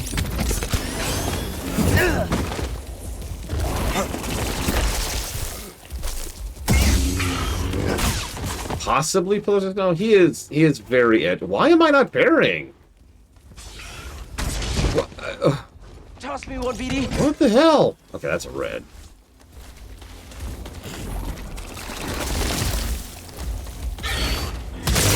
Thank you. Yeah, guys, there's $20 million waiting for you in Kashyyyk. You have no guns, no tools, no nothing. You just gotta go get it.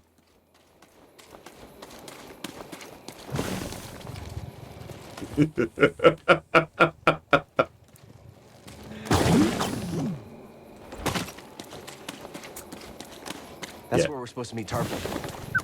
Yeah, I'm with you on that. No. Alright, hang on. So that goes up there, and that gets that over there. So let's go grab that first. Nope, you gotta walk back out, too.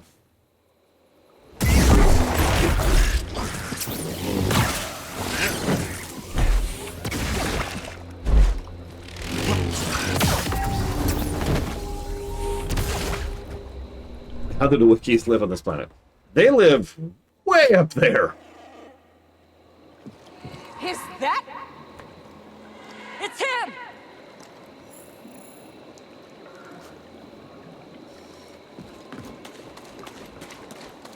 Now let's deal with the goat. Yeah, goat. You don't belong in any world. Can I get a stim BD1? That's true.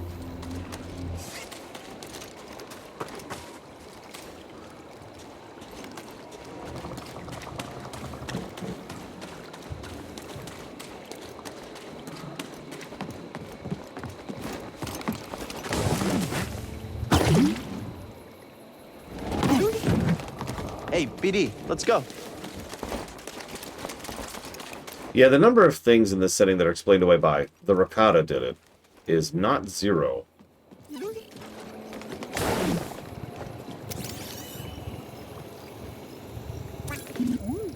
Yeah, let me see. Although the Ricotta are still questionably canon at this point, last I checked. They might have changed, but people kept doing references to the Ricotta without actually making them canon. They'd even talk about it in interviews, like, I just wanted to pull in a name. So.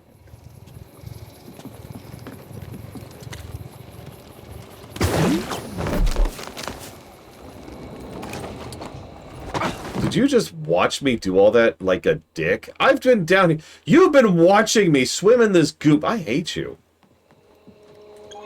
Glad you made it. This is Chieftain Tarful. I'm on a mission from Master Eno Cordova. He was looking for a Zepho artifact. Finding it could help save the Jedi. Cordova found wisdom at the top of the origin tree. You should seek answers there. It's massive. I don't even know where to start. Well, you might be able to find a way up through its root system, but most of it's underwater. You'll need this breather. Oh, goody. An underwater section. That's one of my favorite things.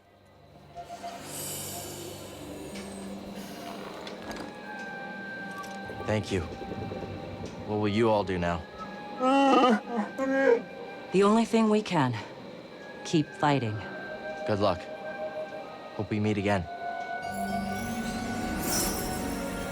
Oh, cool. I just want to kill you. I mean, it is Loner. The Starforge makes perfect sense. A dark side super weapon that propagates both the dark side and then operates as a factory. And all of the dangers and horrors that implies. So anyways, about the whole water thing. I got a new challenge for you. 20 million, but you have to swim through this stuff. Without a rebreather.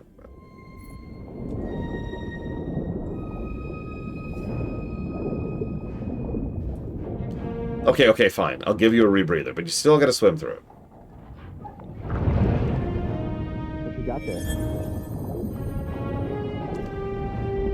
Most of the dangers in this water, Mr. Red, you will never see.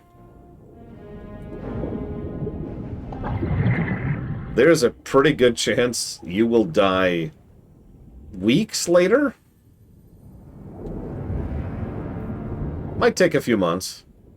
I don't know. It's kind of debatable, really. You're gonna die, though.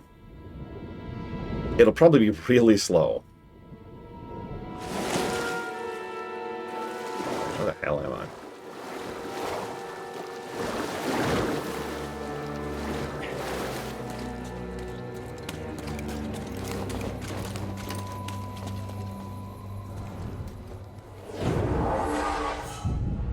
Yeah, you ever heard of brain-eating amoebas? Do not look it up. I know that usually when someone says that they want you to look it up, let me be clear. Do not look that up. You do not want to look up brain-eating amoebas.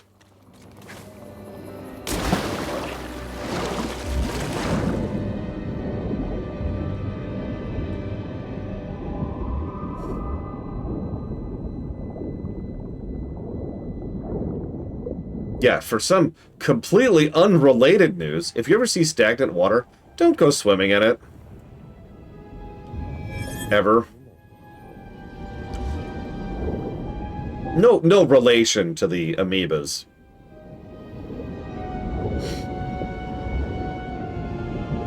Oh god, prions can go straight to hell.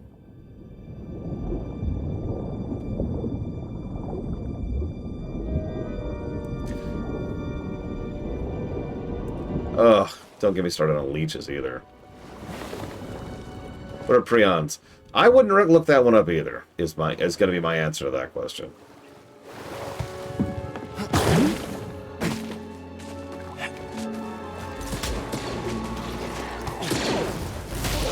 Alright guys, you got this!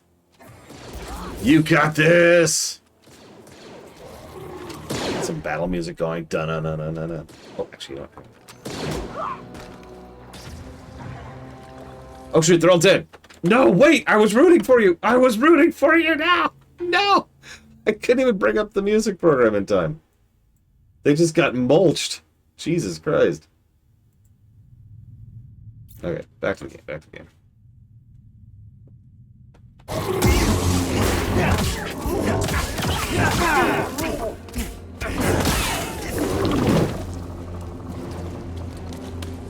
Okay, there's the one guy left. There's the one guy left.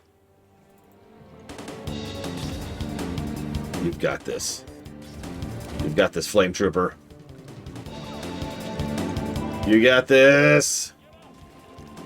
Oh, he's dead. Okay. He lost! Even Tarful could keep them that forever. They won't stop until everyone's wiped out.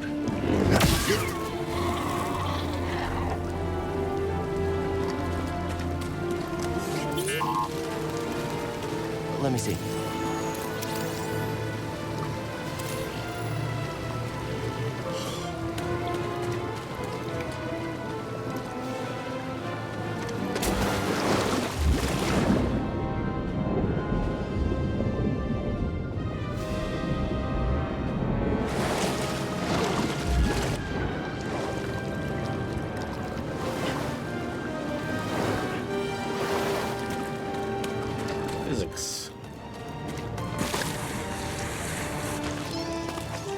Yep, it's this stuff again.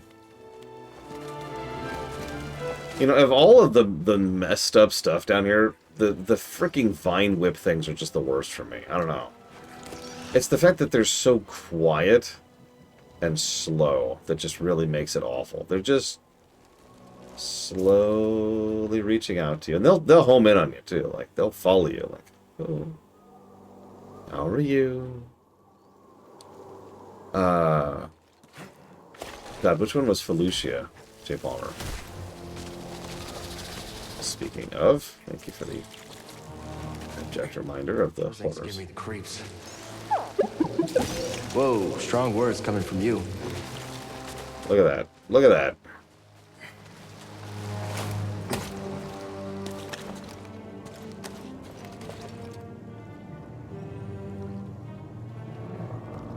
Oh,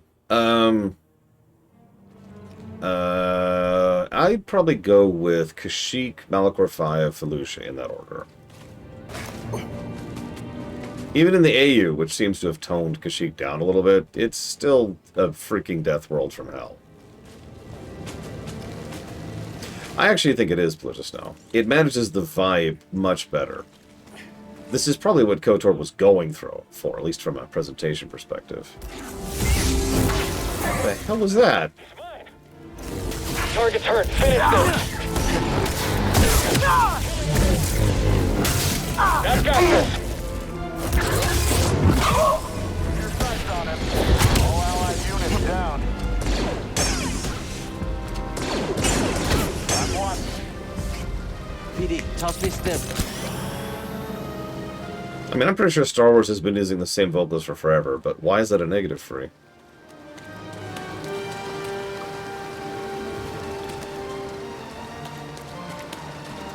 I don't think Monocore 5 is still canon, but then again, Felucia isn't either, so I assumed we were ignoring that. I mean, we still use the same TIE Fighter sounds. And lightsaber sounds, and blaster sounds.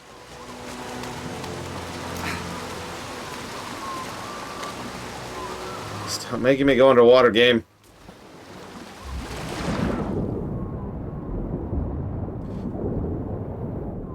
Yeah, a lot of places kind of got not really pulled forward into the AU because a lot of the writers of the AU are fans of the EU, and so they'd leave references. But that's the thing. Most of that stuff is just in the realm of references, not actually happening, right?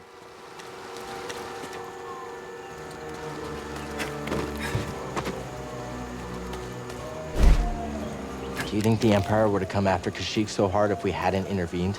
Yes. The Jedi are supposed to be symbols of hope, but I led the Inquisition here. Mari and Tarful put their trust in me. Did I just endanger them again?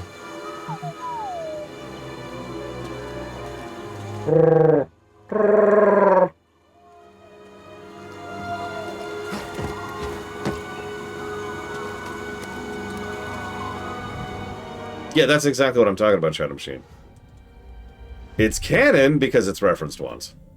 But none of the events happened, right? It's a reference. Yeah, exactly, Zach Deft. I mean, it makes sense. I have to keep reminding myself that Cal is a kid. Because he is. He hasn't really experienced the Empire. He doesn't know how all of this goes. Andor put it best. The Empire is a rust at the center of the galaxy. And it doesn't want to go away.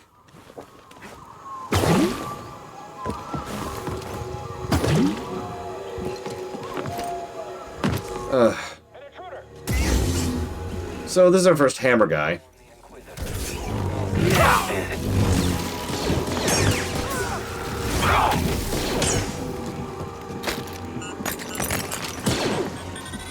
and me now.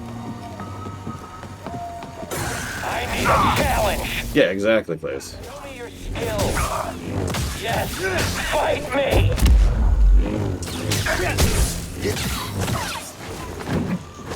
That saber won't save you.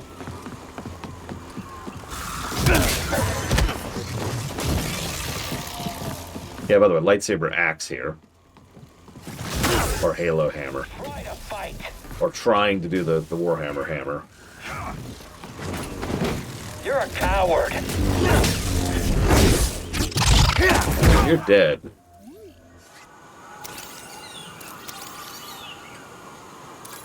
Yeah, it's the Warhammer from Warhammer. Although technically a hammer at that point is a maul, but nobody wants to have a maul in Star Wars, so.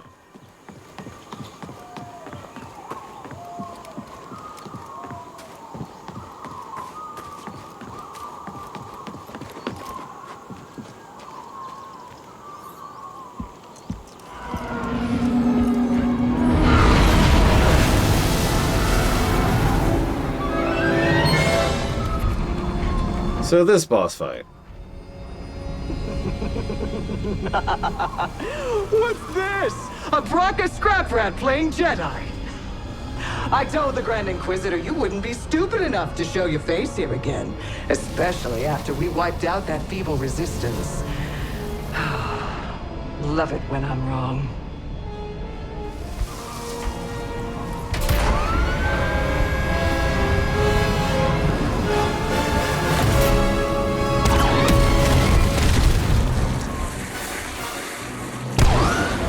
We have Jedi hearing.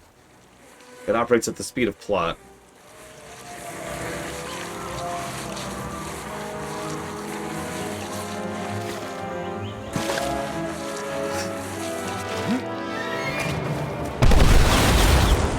Yep, okay. Cool. Hang on.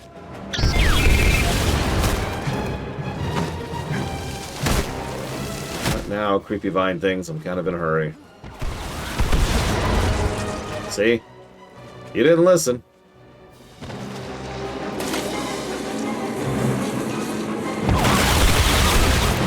Anybody see the Shazam movie? Yes, we're now playing Sonic. This is actually the early Sonic block. Sorry, everyone.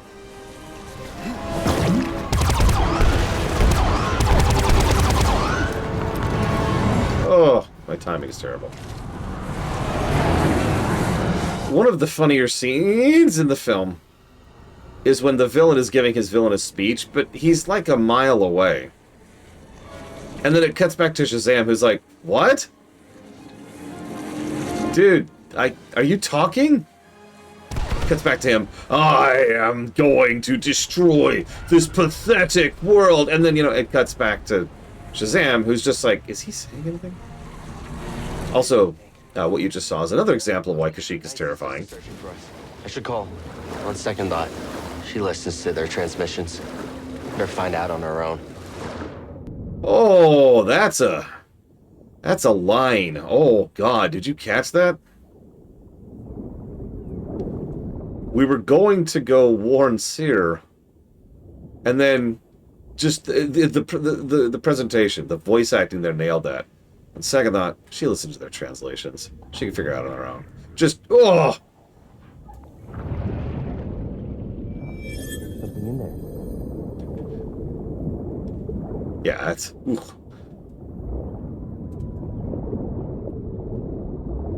I still haven't seen any of the Kung Fu Pandas. And I never will, unless I someday get a chance to see them. Is the second one the one with the tiger?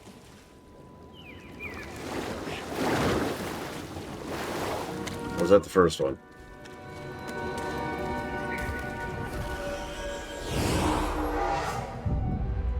And then one of them is the one with the peacock. Okay, so the second one's the peacock. First the tiger. I might not know past that then, because I'm trying to think. Sorry, snow leopard. Yes, sorry. That is what I meant.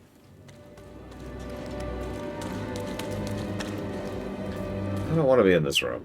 Can I not be in this room?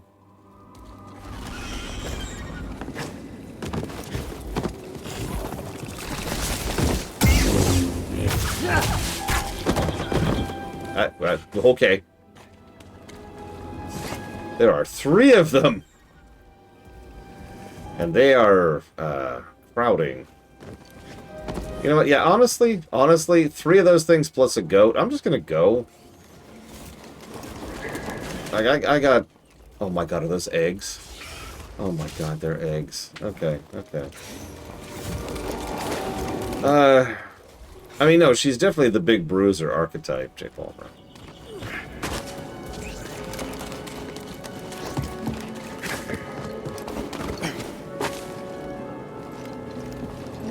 Yeah, no, I know that Gary Oldman plays the peacock. Lava slug. That's right, they're acid slugs in addition to being goats. Frickin' goats. So, Cal was about to go warn his ally that the Inquisitors are here and looking for them. He decides not to, out of spite, because he is still feeling vindictive towards her for the fact that she lied to him about something fairly critical.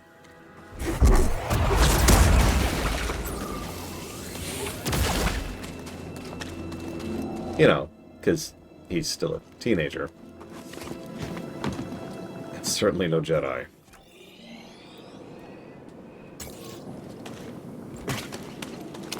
I will never forgive Gary Oldman for his role. Destroying World of Warcraft.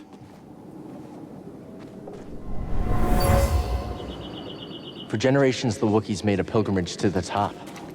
The tree guided them. I'm kidding about the Oldman thing. Although, here's a fun factoid for you. I was thinking about it recently. You ever think about how many people say that, WoW peaked with Wrath, and Vanilla BC and Wrath are amazing, and Classic WoW is amazing, Vanilla Tears, blah, blah, blah. So, that would mean those people probably think that Gary Oldman saved WoW. If you think about it. Thank God that Blizzard was being eaten up by corporate bullcrap so they can make the worst versions of WoW. I mean, best versions of WoW.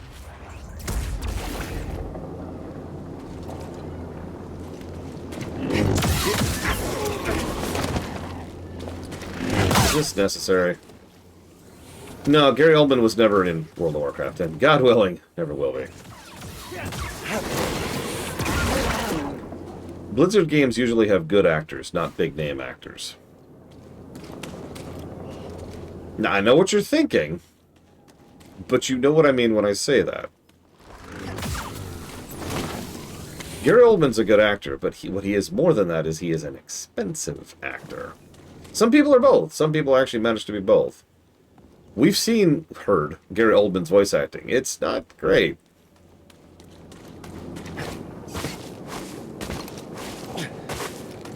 So he was a waste of money in that case.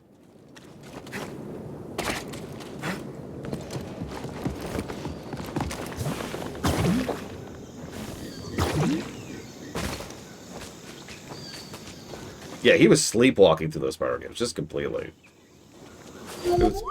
Shh. We don't know. Oh, hello. That's the thing that took down the Night Sister. Friend? Friend? Not food. Not food.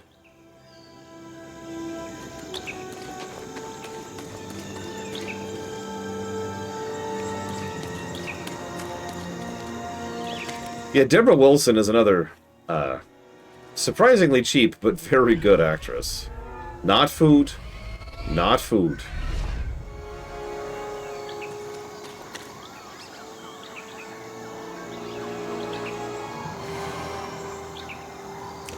You know, this is purely speculative. I wonder if Gary Oldman didn't put a good performance in for Spyro.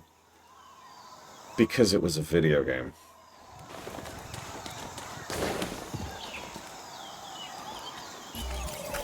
And for those of you who don't understand, quite a few actors in Hollywood are very... Well, you know the type, right? They think video games are drivel, or not actually art, or something that's just for kids, or whatever. You get the idea. Yeah, they're snobs. Let's just call that what it is. Get up. Try again. Yeah, lesser media. Failing, Master. Do you? Good. Keep failing. Keep getting back up. That is the only way to succeed. Do not allow yourself to be weighed down by ego and pretense. Let go of what you fear to lose and rise up. Now, again. I mean, Henry Cavill is just kind of cool.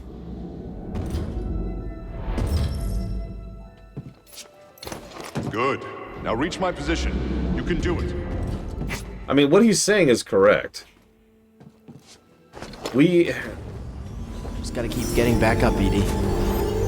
As long as we get back up, we're still in this fight. I'm finally back to where I was before the Purge. Before Master T'Pol died. Yeah. Failure.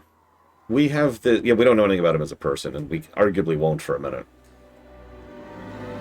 I don't know how this works in other countries, but in the United States, there's been this attitude prevalent for my entire life, at least, that failure means you suck. Failure means that you failed, that you are flawed, that you are wrong, that you are bad, and you should feel bad for it. And after, about 30-ish years of analysis and discussion, I think that's all a lot of hooey.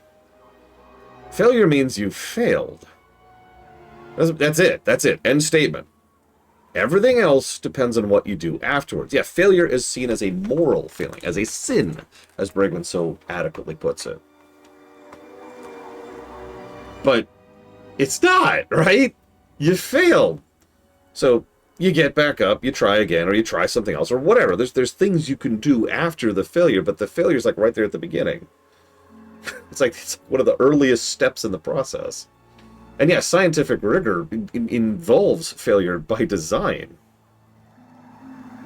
I don't know, it's just something I've had to push back against for a lot of my life.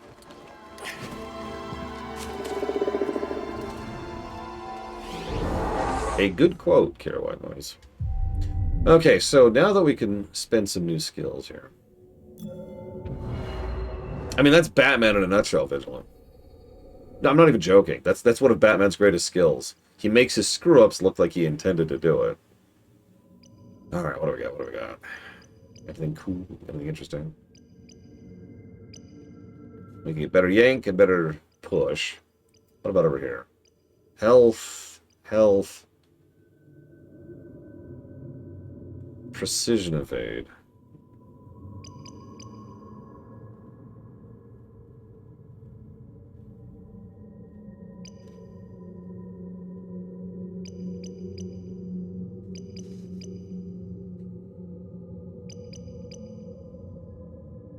I think I'm going to just increase all damage. That's just going to be invaluable. Yeah, it's not called incompetence. It's called Mahjong. Duh. Then let's go. Let's improve our push and pull, because we haven't really been able to play with our kid all that much yet. So we can do things like this. And that. Oh my god, Jay Palmer. Why is there a blood saber? Why is this a thing that is real? I'm also going to grab this because I feel like it's going to be useful later. I've been thinking about picking that up anyways.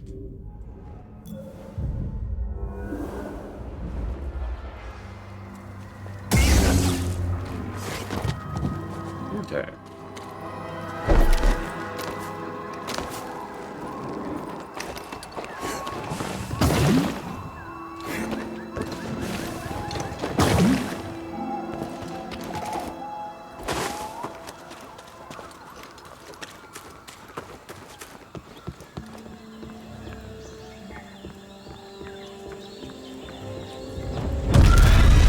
Not food.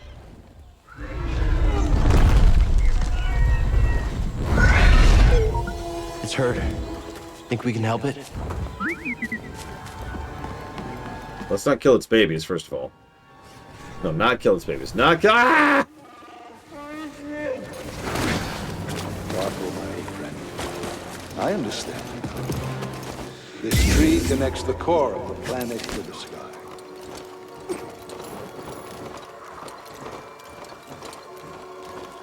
So yeah, that's a tall tree, is what that is.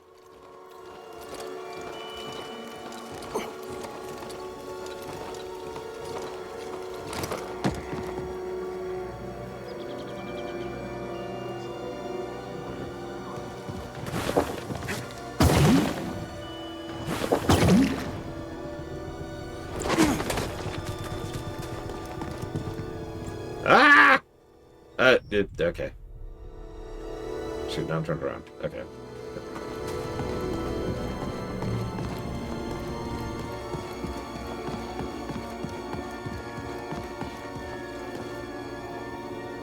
Why is there... Okay. Like, why is this here? There you go. Huh, there was something in there. There's a poncho up here. Why is there a poncho? Okay. This is definitely worth it. This fell from a Wookiee as they climbed the tree. Some type of test.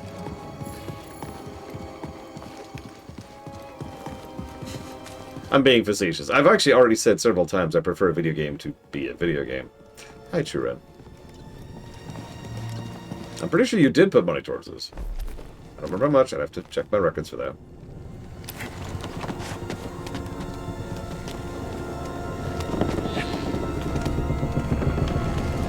Okay. Come on. No?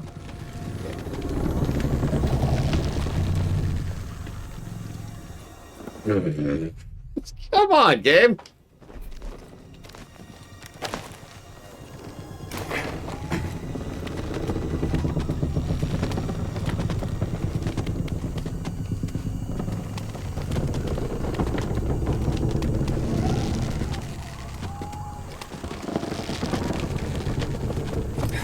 Okay, what is down there that you're preventing me from getting? Game. Odd. Yeah, this came out, what, like 1 year after Battlefront 2 EA? Something like that. It was pretty recent, I know. Because we played them almost back to back. Man, you ever want to see a game I got flamed for? I didn't think Battlefront 2 EA was the worst game ever made.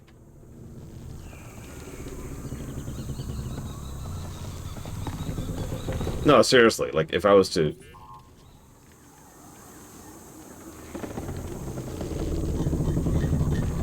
estimated score now, I'd say it's probably like a 30-ish. Something like that.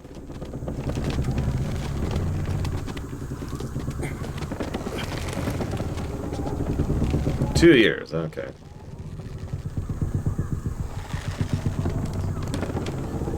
Can we, like, swing the other way, please? Thank you.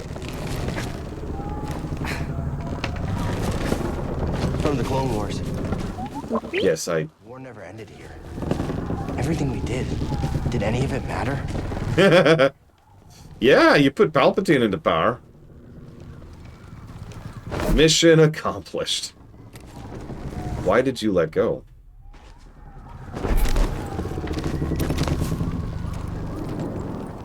That was weird. Whatever.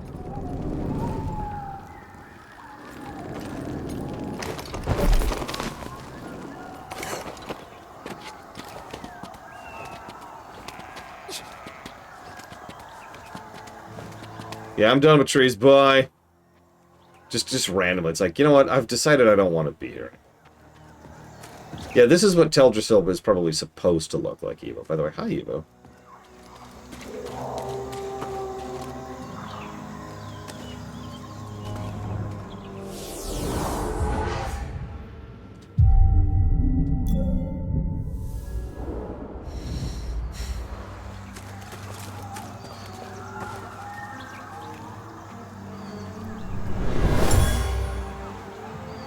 This bird might be the last of its kind.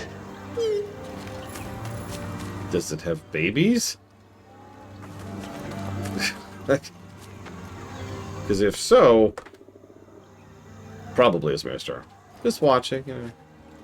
Wonder if you're gonna die. I wouldn't worry about it. So yeah, this was made by the developers that made Titanfall. Which I don't bring up for any particular reason right now. Bizarre.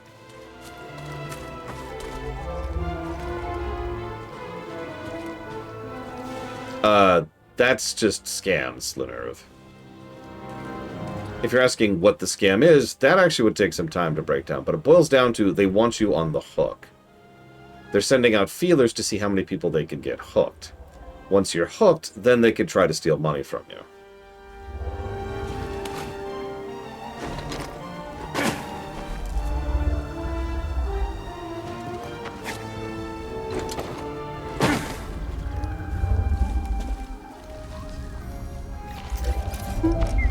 I can help you get the music looping, Evo.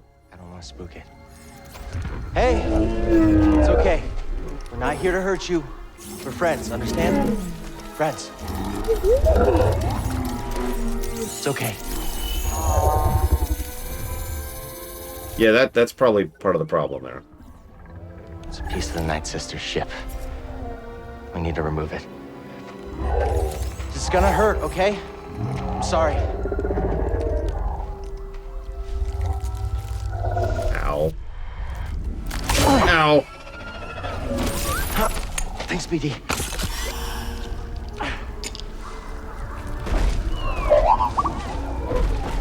Here you go.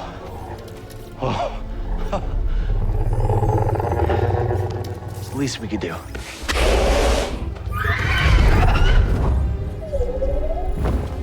Friendly reminder that animal empathy is actually one of the most overpowered force abilities, and that's not a joke. Over here, BD. Hey, BD, in here. Okay, BD, what is it? Okay, what? He's finding stuff. My friend, Never have I seen a view more exquisite than atop this tree.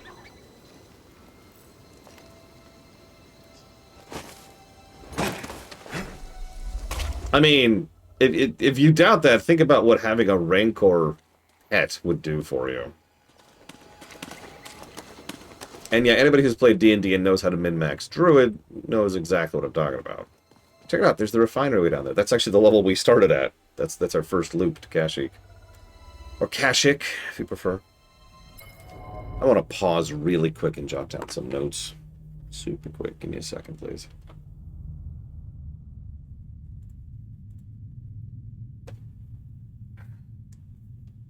What's funny is I think one of the funniest reasons why animal telepathy, yes, Plutonia, is so useful in this setting is because there's so many monsters.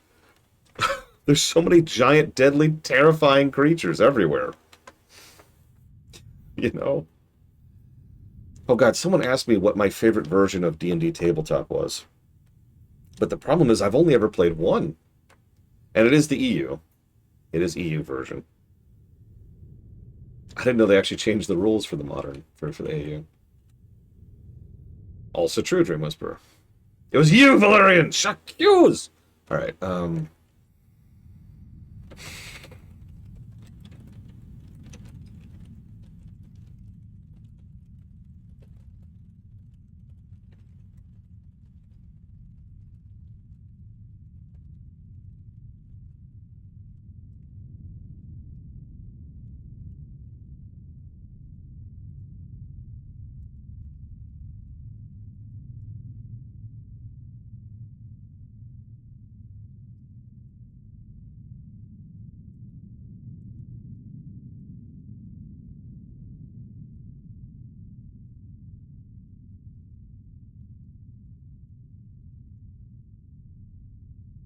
the Fantasy Flight games one, I'm almost positive is the one I played.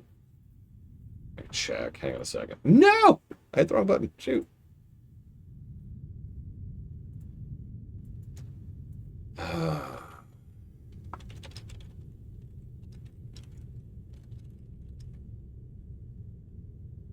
Here it is. What is this? Is this Fantasy Flight Games? No, this is West End Games. This is even before that. Although, didn't West End get eaten by Fantasy Flight? I don't remember. One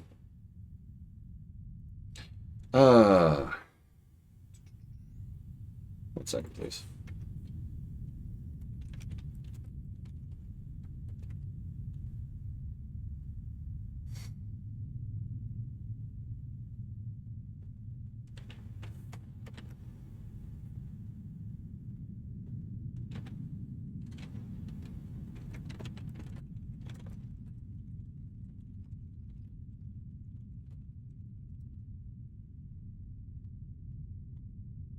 Okay.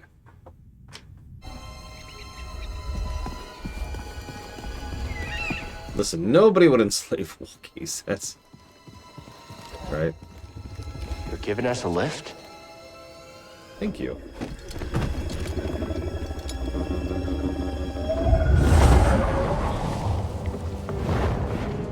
Let them eat cake, Kennick's cow.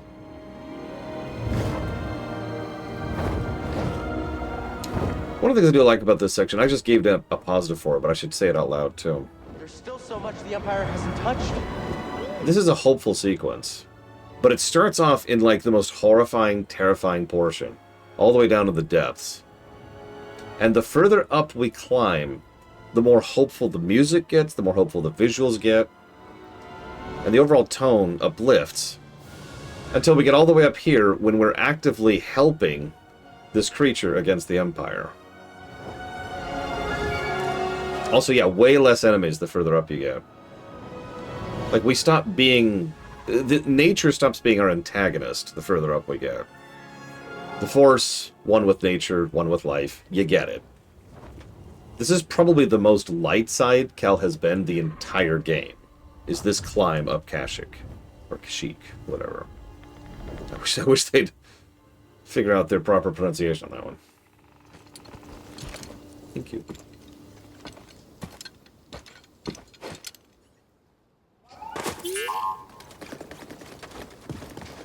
Something interesting?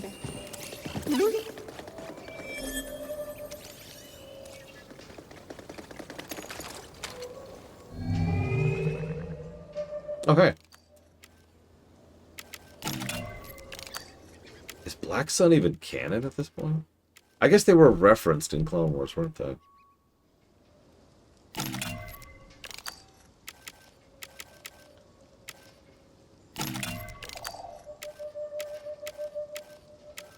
Shizor isn't canon, although, honestly, that's probably a good thing. Well, no, see, the thing is, right, too, the actors keep changing how they pronounce it.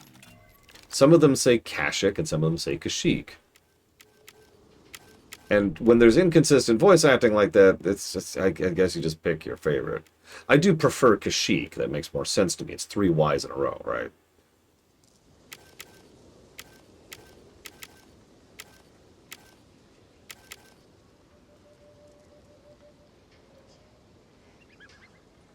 Yeah, it's Missouri, exactly. And if you wonder why I pronounce it that way, it's because I used to live there. I can't decide. So, it's not really going to be all that visible except in cutscenes. So we either want something really bright, like this, or like, you know, like this, right? Electrum. Or we want something really dark, like the Crodium.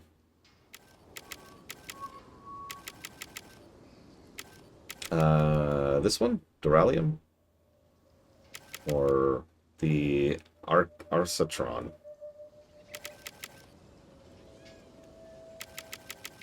No, we have to be all light side or all dark side, otherwise we're not going to get full points. So, I'm going to say something weird. I like and hate the Shadows of the Empire book. The problem is, some of Shadows of the Empire is extremely well written. Like, I want to stress that I'm not being exaggerative. The way that Perry bounces the camera is poetry. He knows exactly how to shift camera angles in the novel between, like, Vader, Shizor, Luke, and Leia. Boom, boom, boom, boom. And the camera keeps bouncing between these perspectives, and it almost always does so at a really great time for the overall pacing of the novel. And it keeps things moving very smoothly. If you ever sit down and read Shadows of the Empire, it flows very smoothly because of that. But then there's Shizor himself, who is one step away from being a full-tilt Mary Sue. I kind of like that one. I like the Durasteel. And in addition to him just being ridiculous, he's also unnecessarily creepy.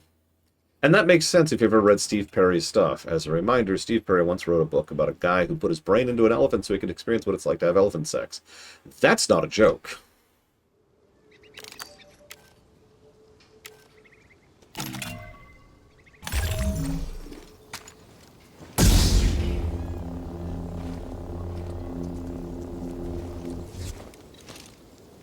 don't really like the Darksaber look.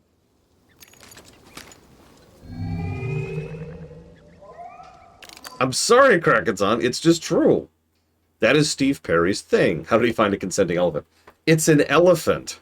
Although, amusingly enough, because I have this terrible, terrible memory to remember things like this, there's this moment where he's like, he's in the elephant. He's like, how do I have sex with the elephant? And the elephant's just like, mount me.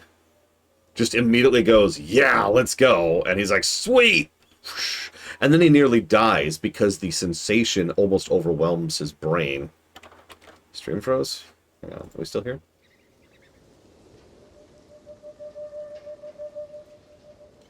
We seem to still be here. But no, I'm dead serious. He almost dies having sex with an elephant. This is not a joke. That's a thing that happens.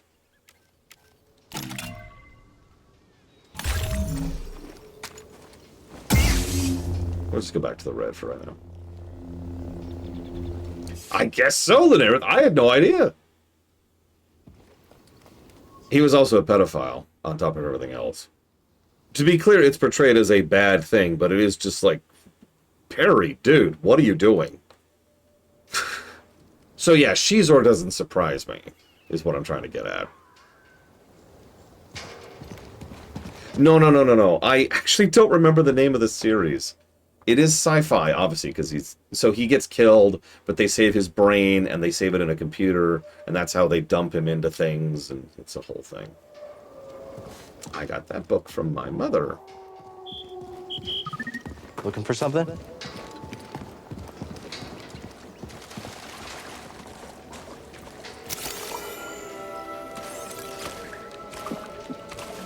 At last, I found my quarry. The Astrium, used by the Zepho sages millennia ago.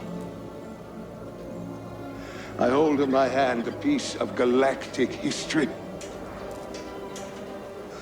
Oh, I will never be able to thank Tarful enough. Do you know what this means, my friend? No need to return to Dathomir. Darkness clouded every attempt at finding the Astrium inside Kujit's tomb, but the Force... Yeah. The Force has provided a new path. Kujit's tomb. Yep. So there's our next plot point. Dude, Khadgar just fits as a Jedi. Tony Amendola, excuse me, just fits as a Jedi. I mean, he's a great actor in general. Voice actor in specific, but... Whew, slots right in. Anyways, sorry, to finish my sentence briefly, that's the kind of stuff Perry writes. So let me be clear when I say that however grossed out you are by Shizor, that's him toning himself way down. Shizor merely had pheromones that allowed him to rape people. That's it.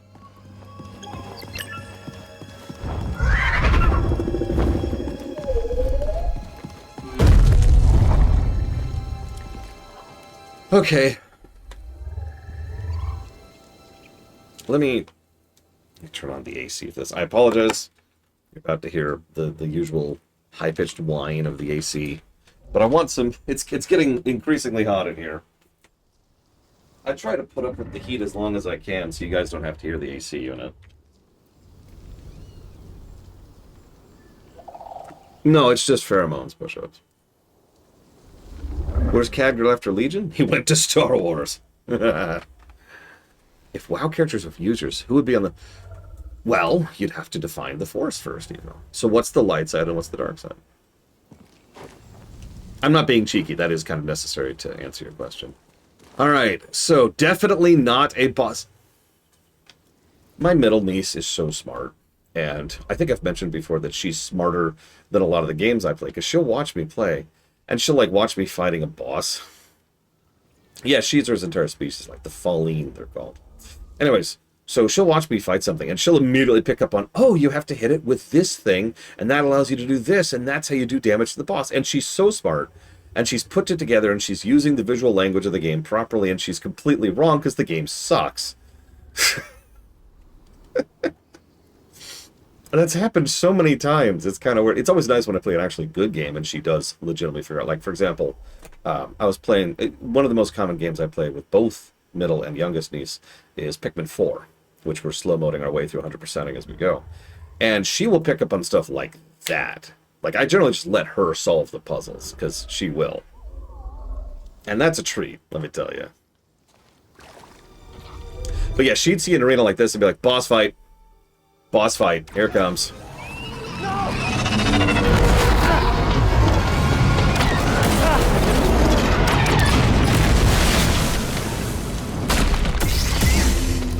Found you again. You're done hurting this world. I don't know what's got second sister thinking you're so important.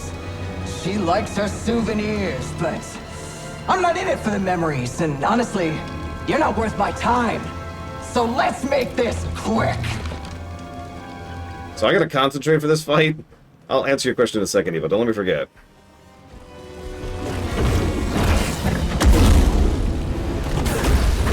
Scared of getting burned?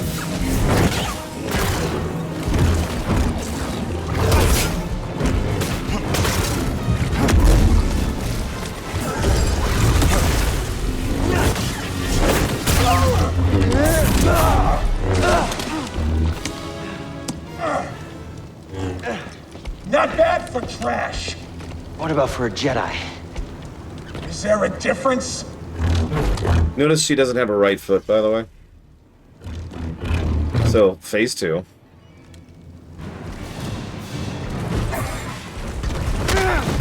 I disagree with that.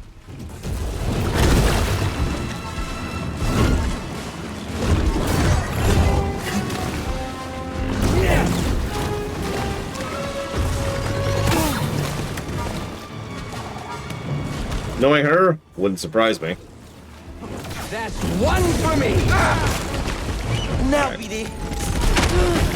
Damn it. Well, there's my 2 stems.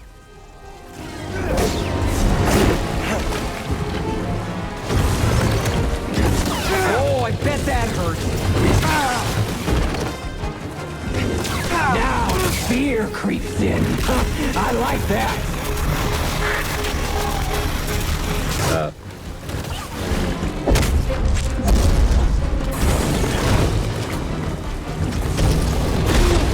I can wait. I need a stim, BD. BD, stim here.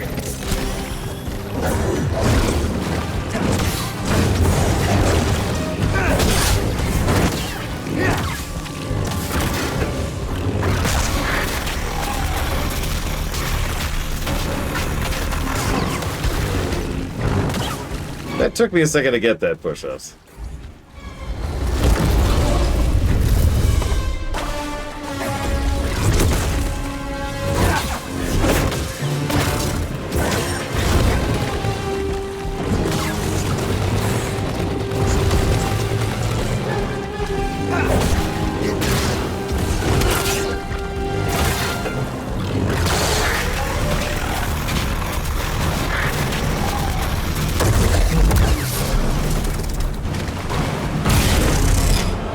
You go. It's over. Being an Inquisitor taught me no setback is too great. When you've already lost yourself, a limb's easy. You know, I was a Jedi. It'd be fun to bring you in.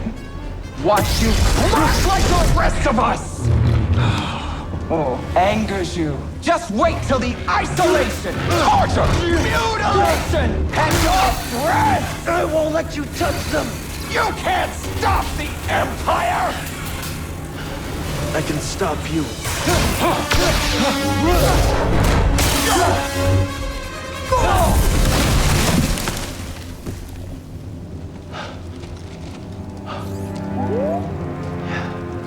We just took down an Inquisitor.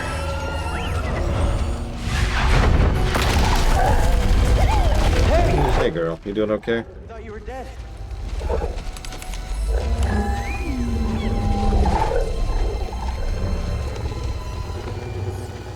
Glad you're okay.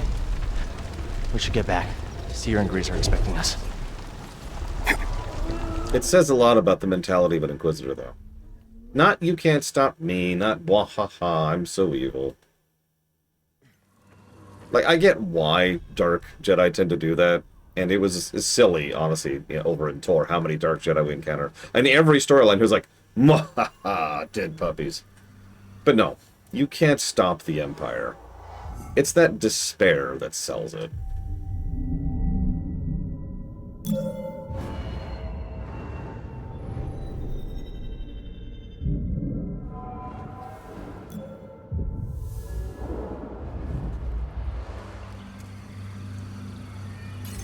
Yeah, no, it's believable.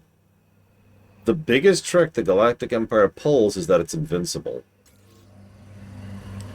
I have spoken positively about the Imperial Star Destroyer many times in my life. But you know what its single greatest advantage is? I'm serious. No joke answer here.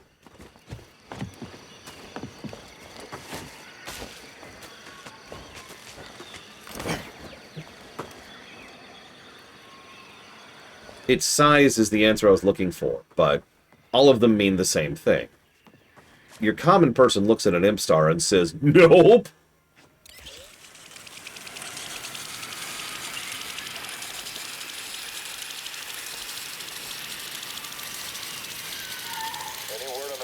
Confirm movement. Got an intruder! All right.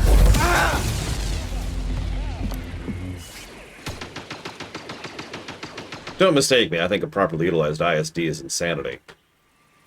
Like, that's a ridiculous ship. But that's not how the Empire uses it. It's there to intimidate. Okay.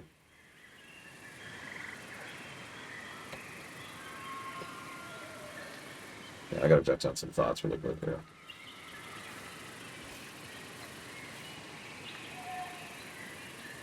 I do love the Venator, but I'll always take the ISD over a Venator. I'll take an Executor over everything.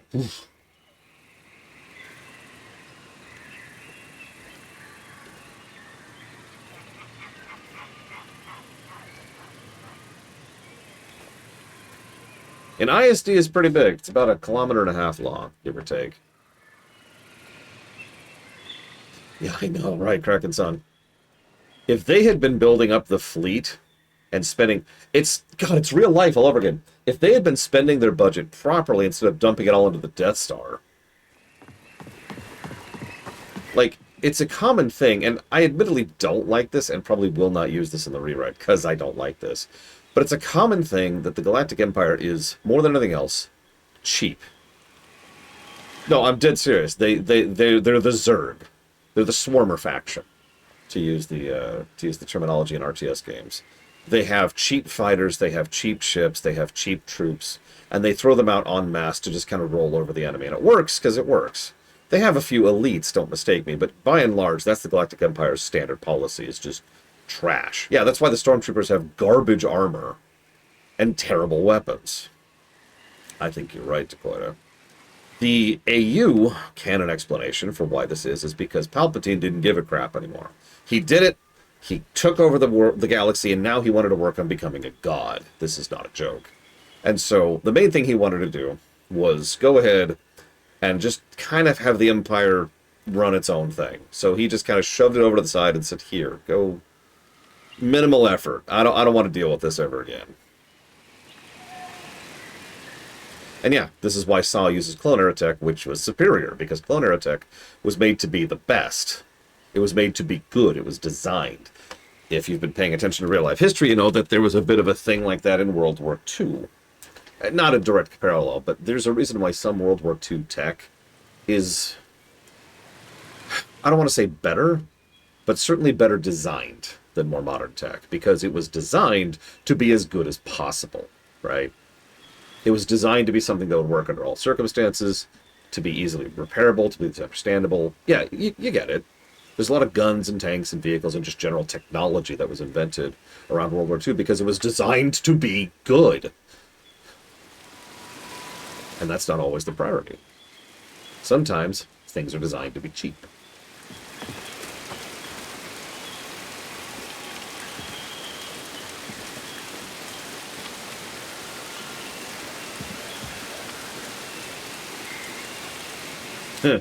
Actually, yeah, push-ups, absolutely. Think about... Hostile approaching. All right, let's end it. You got... Oh, my God. He did it! He did it! He deserves that. You know what? You win. Enjoy your trip. Hey! You're too quick. Oh, I'm out of force. I guess you'll kill yourself then. Actually, yeah, exactly, Kraken Sun. The Clone Wars stuff was designed to win. The Galactic Empire stuff was designed to instill fear. And to be cheap. I mean, someone quoted Tarkin earlier, who is, for all intents and purposes, the ruler of the Empire in this era. A Stormtrooper is just as effective as a Clone Trooper at like half the price or something like that, right? Now, that's a total lie. What is with the jumping in this game?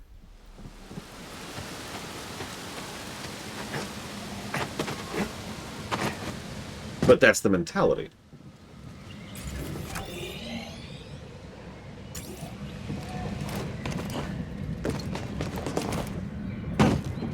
Actually, yeah, Stargate is another excellent example of that. And both of you got there before I could even really talk about it. One is a weapon of terror, the other is a weapon of war. I admittedly find this dichotomy fascinating. But I think What is it? we could do a different direction with it. I don't know. I just food for thought. Anyways, I'm getting off topic. Yeah, the Starforge is nuts. That's what the Starforge is. I need to remember that I have double jump now. I keep forgetting because I've been without it for a hot minute. Hi. Dude. Cool. Keep up the pressure. Oh, tricks.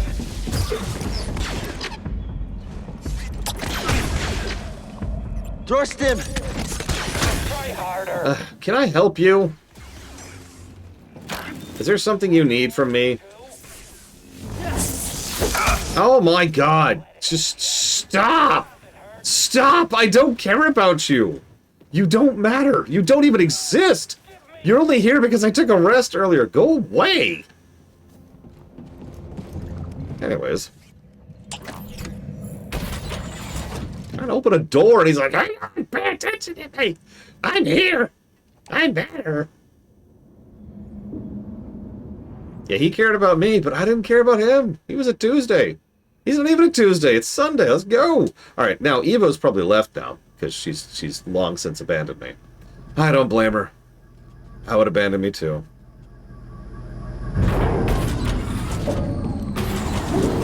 So, force alignment Warcraft characters. So, light side is more passive, and I didn't catch the rest of it because I was in the middle of a boss fight. Do you mind repeating? Please, please, please.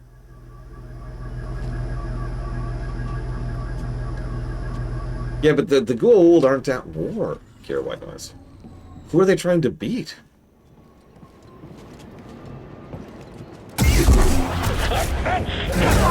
Let's end it.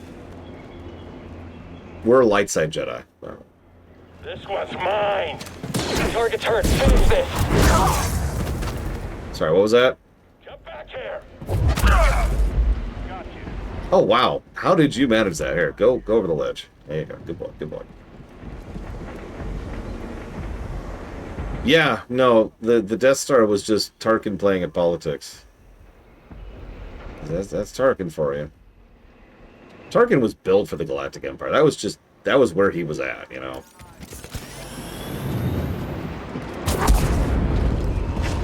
Found you, intruder.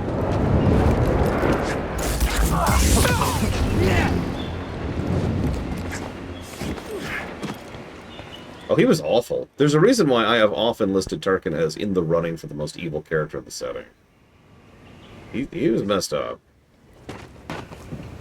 Yeah, he was probably just languishing under the Republic. And the Republic was filled with corruption and horribleness. And then, like, Tarkin was like, oh, hee hee hee. This Wookiee died from toxic fumes. The Empire is poisoning the planet.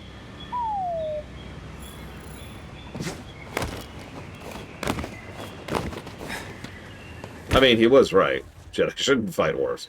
He was right for all the wrong reasons, but yeah, he was right. He gets credit for that. That's not moving. Okay, so dark side is enforcing your will on reality. Light side is in tune with reality, more passive. That makes perfect sense. So, okay, that actually is pretty close to the canon interpretations of the Force. So that works too. So let me think about this. Processing unit. You thinking what I'm thinking? Yeah, Tarkin was never a good person. Actually, yeah, Dakota, I do agree. Amusingly.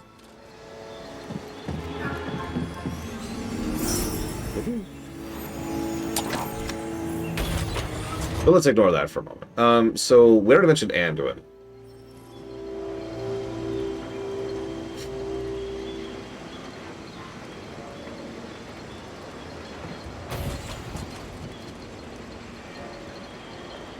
Considering Anduin is canonically both a holy and shadow priest, I don't know, that just feels dark side coded to me. Like, obviously he has his whole faith thing, which kind of goes in contradiction of that. But his kit is very dark side. It's interesting. What's funny is, wow, it has a concept for that. It's called discipline. So yeah, you're talking about personality. I shouldn't think about Kit. I apologize. Let me not think. So personality-wise, I would agree. Anduin is very light side. He just kind of wants to be in tune with things and go along with things, and he does not want to push his way through things at all. There's a reason why he has never formally taken the throne that is his.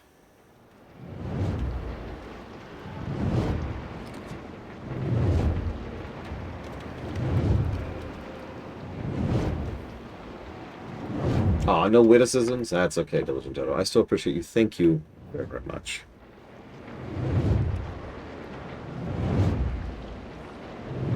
Always appreciate. Thank you. I will jot that down for Fire Emblem. Way too long with another thing.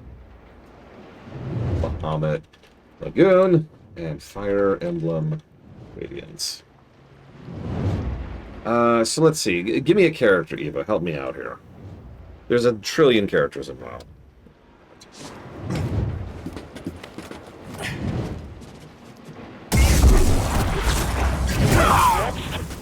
Khadgar?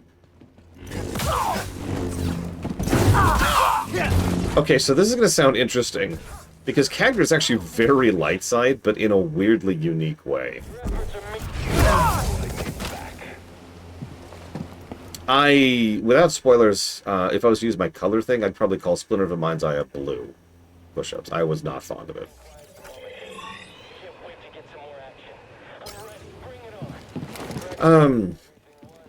Yeah, so Khadgar is... Intruder there! Acknowledged. I got him. Rolling with it is the way I want to phrase that. I'll just keep dodging. Like, he's not passive. But yeah, he actively goes very much out of his way, despite being one of the most powerful mages in the setting, to not enforce his will on that which is around him. And he just kind of rolls with it.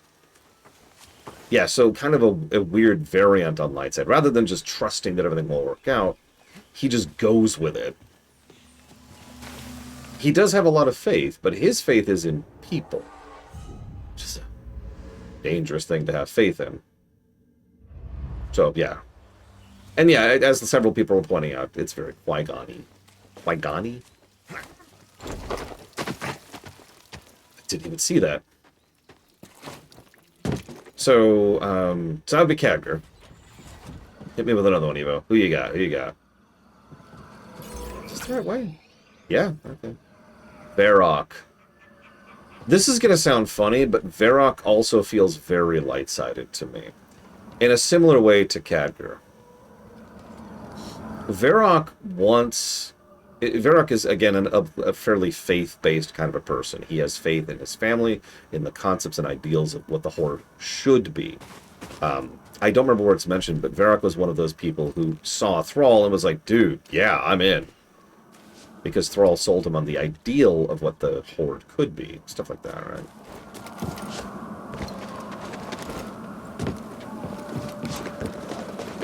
Yeah, I hoped you'd stop her. Yeah, no, like that, he's right up there.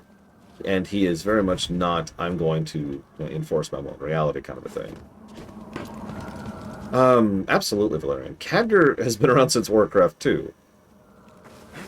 We have a few of those still, but... Did I already get that? Dude, yeah, Varrock, Orc, best Orc. Garrosh is probably technically a better written character, but Varrock is Varrock. Miss Proudmoore is 100% dark side. Like, full tilt, no notes. Jaina Proudmoore is what Anakin probably should have been, to put it simply. She has dipped her toes into being an actual villain more than once. Admittedly, some of that was because she was badly written. But she is very much the person who is kind of dancing on that edge, right? Honestly, similar to Cal in several ways. The motivation is to help. But a lot of that is tainted by the fact that she has personally seen what happens when you just kind of say, it'll be fine. And so she takes the opposite mentality. Miss Proudmoore is very proactive and is almost always at the front lines of basically everything.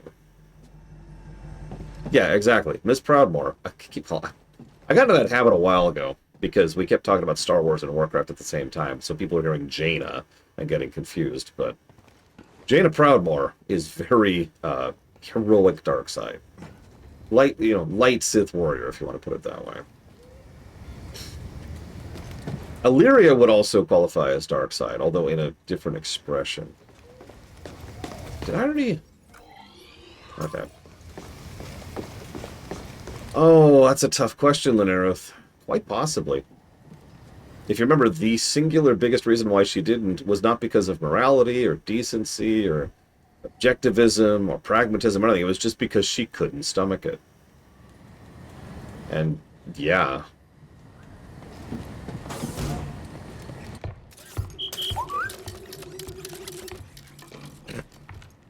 Cordova believed the key to the vault is on Dathomir. You find your Wookiee? Yep. Things are bad down there. Empires everywhere. Inquisitors? Altrilla, the second sister, is gone for now, but she's still chasing us. I defeated the ninth sister.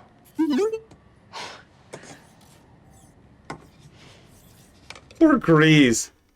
I'm sorry. Poor Grease. He's just in the middle. Yeah, by the way, I'm sorry. We just came in from, like, Kashyyyk. God damn it. Now I'm screwing up my own pronunciation.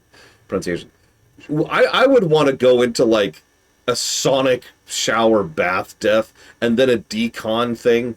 And then maybe do each one twice more just to be sure.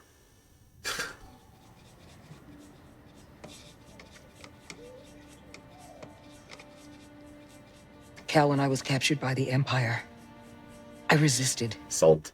I swore to myself that I would die before I would talk. But then this dark shadow came. Yeah. And he was worse than any nightmare I could have imagined. And I still fought. But in the end, I came apart. And I gave them Trilla. He's still salting his food. And I know there's nothing I can do to make that right. But Cal, there's still a chance we can save the others on the holocron. Okay, look.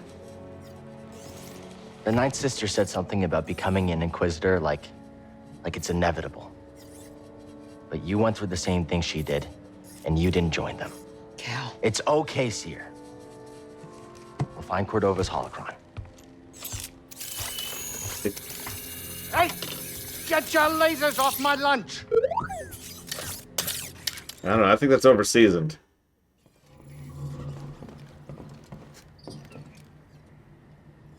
Another good scene, by the way. Cal isn't processing any of this properly, kid. But he's not an idiot. Rather than leaning into the fake drama, he just kind of doesn't want to deal with any of this, right? So he just terminates the conversation. He's just like, can we just move on? Please, let's just go. I think so, Kitten Fan. I think that's the joke there. Yeah, no, that was like approaching mature. It's like this is I can't deal with this. Let's just go.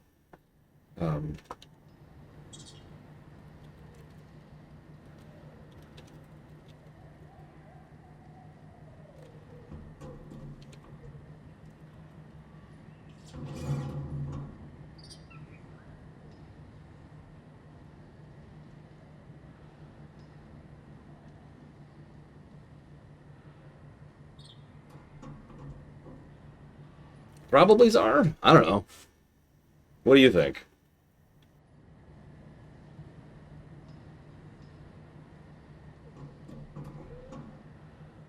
Okay. Game? There we go. This Roshier looks great, Grease. You know, it's not the origin tree or anything, but it does the job. Look, we have our own bonsai tree. You know, you're all right.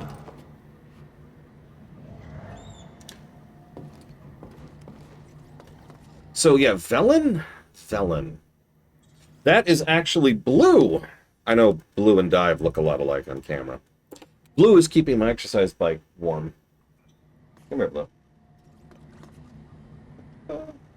Maybe if I could, like... There we go. I don't know if you can see her there. Can you see it? No, it looks like you kind of can't. Maybe... Hang on. This, maybe? Fall? Okay, I'll fall. Ah! No! Blue! Blue! Don't fall. Don't fall, Blue. You're too good for this world, Blue. There we go. That'll have to do. Velen's an interesting one because he's arguably shifted which side he would be on over the course of his career, for lack of a better way to call that. He has been through some stuff in his life. Interestingly enough, I would say he started off very light side, like 2 light side, and shifted towards much more dark side.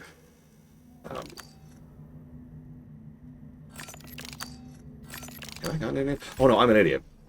So stupid. Legion, circa Legion Velen is extremely dark side coded, and as I've pointed out, it's actually one of my favorite plot points in Legion is when he just has officially had enough and starts saying, no, we're gonna do this.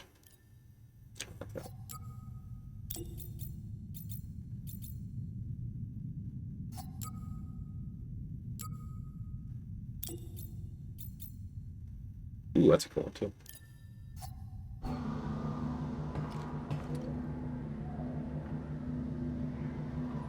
I don't remember Jay Palmer.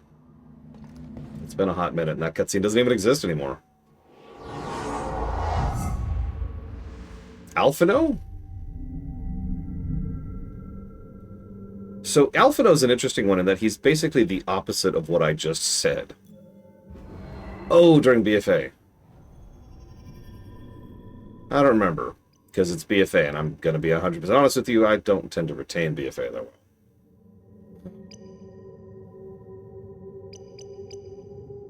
Hang on. I'm getting falling behind, and I want to read these really quick. Let's go and grab that. That's actually how you spell it. Congrats, Eva. So hang on. So Eleazar asked a question, and it's slowly scrolling off the screen. What makes a video game reference in a movie good or bad? For example, many fans enjoy the references of other Nintendo games in the Mario films, while some people felt Uncharted simply having Nolan North appear in the background was a weaker reference. I didn't know Nolan North was even in Uncharted.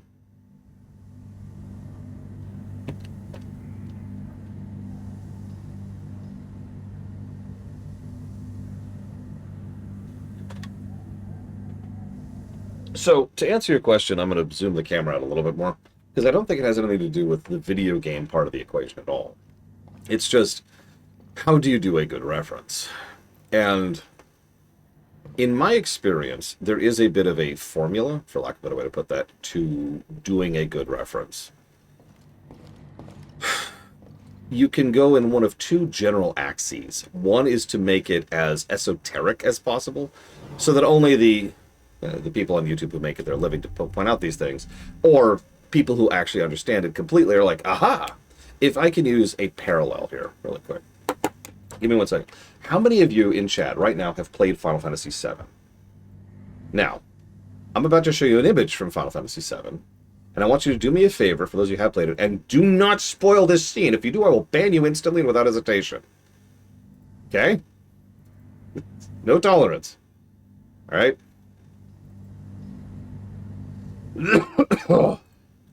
So, you see this scene? You see this scene right here? Now, I bet you everyone in chat right now who has played Final Fantasy VII recognizes that scene instantly. If I was to reference this, like this, in this manner, people would pick up on it and be like, yes. Everyone else wouldn't probably not even process that it's a reference. This is the one axis of how you do references. You do it in such a way that only the people who know, right? So it's like, oh, okay, yeah. Or, what's that? Oh my god, that was, did you see that? Right? That is one method by which you can do, I hate to use this word, objectively a good reference. I could use other examples of this exact same concept. For example, here's another one. Again, no spoilers. Nobody say a thing.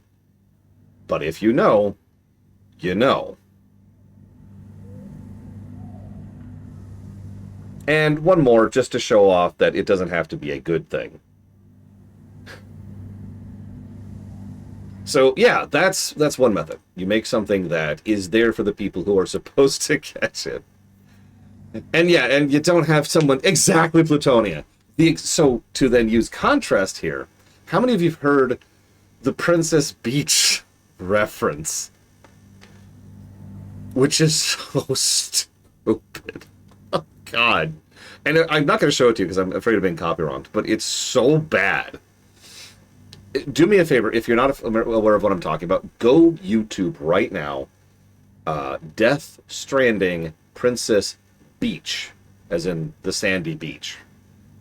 And it's about a minute long, and it's absolutely terrible. It is what I would refer to as cringe. That is the exact opposite of those kind of references. That is smacking you right in the face with it in a way that doesn't make sense, doesn't fit anything, and it's just like, what? That leads me to the second axis, the relevance.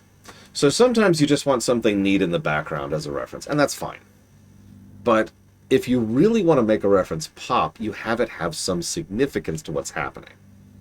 This is harder to come up with an example of without actually spoiling, but there are several times in movies, books, games, shows, where there is a reason the reference is there. It is relevant to the affairs of what's happening, right?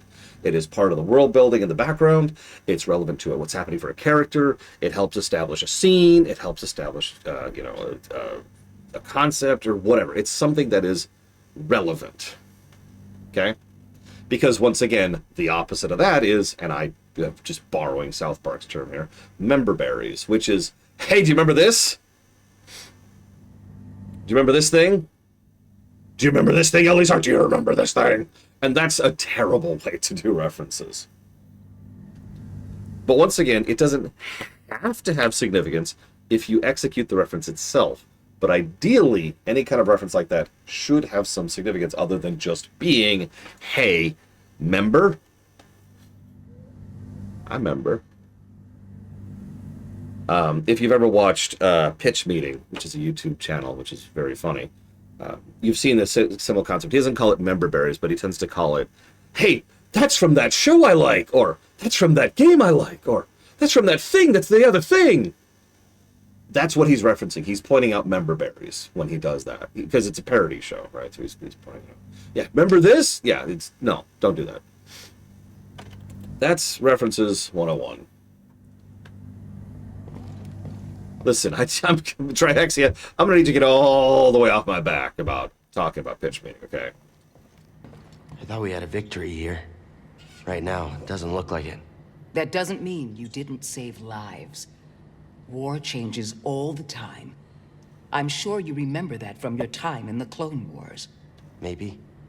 Or maybe this was all a bad idea. Saw's gone. The Empire's back. Saw may have known what he could and couldn't accomplish. He's been fighting the Empire for a long time. It's hard to see what we did accomplish. The refinery is destroyed. The Wookiees were freed. Saw knew there was no way he could liberate an entire planet. He did what he could and left when he couldn't do any more. To fight another day. We need to do more. We're trying, Cal. I mean, one of the things I do like about the AU is that if you follow the path from Revenge of the Sith, all the way up to A New Hope, it's almost a linear escalation incline of how much people are resisting and fighting against the Galactic Empire, which makes sense. Fascism is self-defeating, blah, blah, blah. But also, it took, 17 years? No. 19 years, I want to say, for all of that to happen. It took 19 years for there to be a rebel alliance, for lack of a better way to put that. Because it was just random people fighting against the Galactic Empire here, there, and everywhere, until they finally started collecting. Hey, Wasn't there a gigantic crashed ship on Zepho? Think there's any good loot in that thing? Yes, I do. That is my favorite level in this game, so we're going to do it even though it's completely optional.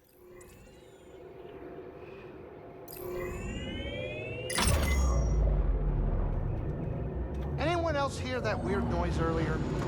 I didn't hear anything. But my meditation helps me focus out many distractions. No, J. Palmer. Sound the Mantis makes. Sounded like it came from inside, too. Like a stowaway? They'd have to be pretty small, Greaves. This ship isn't that big. Maybe. Could be. I have been missing some food lately. Weird smells. Oh, droid smell? Not that I'm aware of. And they definitely don't eat. All right, I'll do more investigating. If I find something, I'll let you know. Can't wait. Sorry, that's kind of my bad. Since I brought the creature on board. And yeah, Luke was a kid in episode 4. That's sort of a point. So I already mentioned Alphino. He starts off very dark side coded and has a transition over his arc into light side coded. Working with other people, working through other people, having faith, not trying to force his will on everyone because he thinks he knows better, stuff like that. Yes, we've already had the asteroid scene. Sorry, that's another way you could have put that. The brief side story of the asteroid scene. God, I hope not, Evo.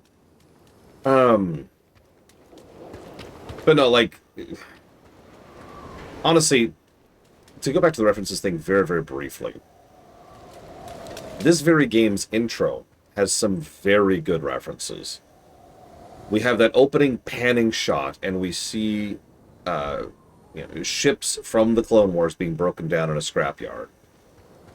And at the end of that sequence, we find a Venator which has a Jedi starfighter crashed on board.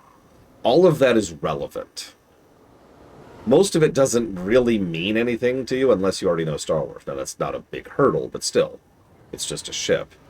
But it is still very significant to this person's story and life because, he basically lived on a Venator for a while. That was a good reference on both axes. Alize? Honestly, I think Alize has always been very dark side coded in pretty much the exact same way Jaina Proudmoore is. And for the exact same reasons. Is this way faster?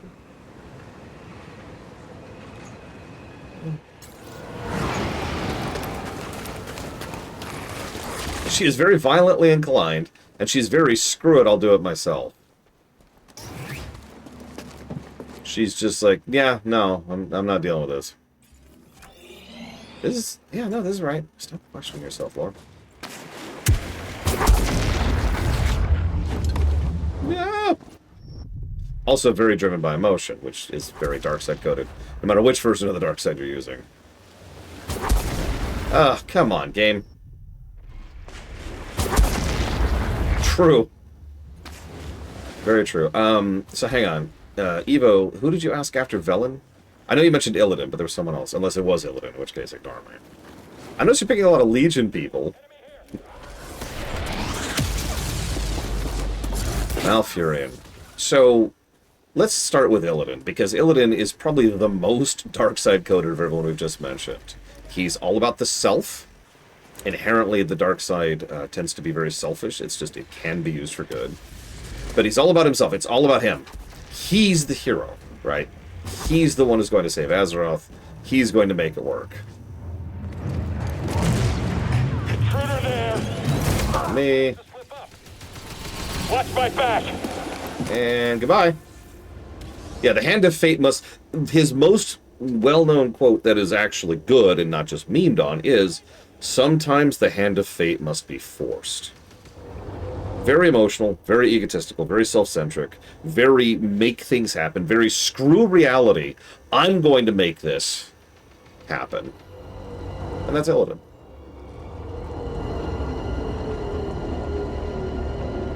And yeah, I agree with Lunaruth. He finally starts to understand the value of other people. Barely. Like, it's the beginnings of what I would normally call a redemption arc for Illidan. that he doesn't get to conclude because that happens pretty much right at the end of Legion, so it's whatever. Ugh. Where am I? Get turned around is where I am. I want to be over here, right? Yes. Malfurion is also very dark side coded. Go figure, but in a different expression. Malfurion is... Honestly, we have several characters like this, because Malfurion is very Jaina Proudmoore again, right? Heroic dark side, very, very action-oriented, very let's go get stuff done now. It's funny, because he's a druid, and he's supposed to kind of go with everything, but he never does. Have you ever noticed that? Every time he's told, like, just go with it, he's like, no. I got stuff to do. This is happening. Let's go do something about it. Immediately. Bam. He is also exceptionally emotional and has absolutely no problem being, for lack of a better way to put it, the rage of the wilds.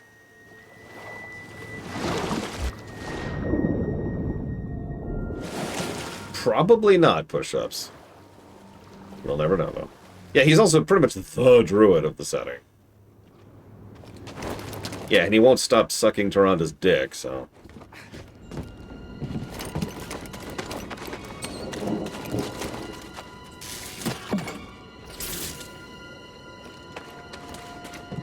I know what I said. Tyrande, by contrast, until she finally had her character arc in... I guess Shadowlands to Dragonflight. That's a weird thought. Was Darkside in a bad way. Probably the first character who was truly Darkside in a bad way.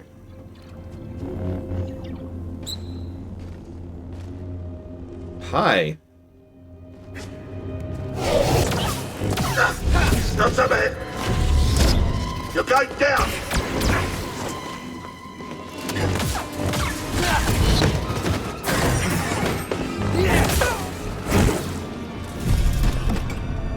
The problem with Tyrande is that she was badly read. Like, that's what that really boils down to. That's what we needed. To the Separatist dreadnought. Unfortunately, the same is true for our vessel. Despite the damage, I recommend we see this through. Together. You know, I'm not one to back down from a fight.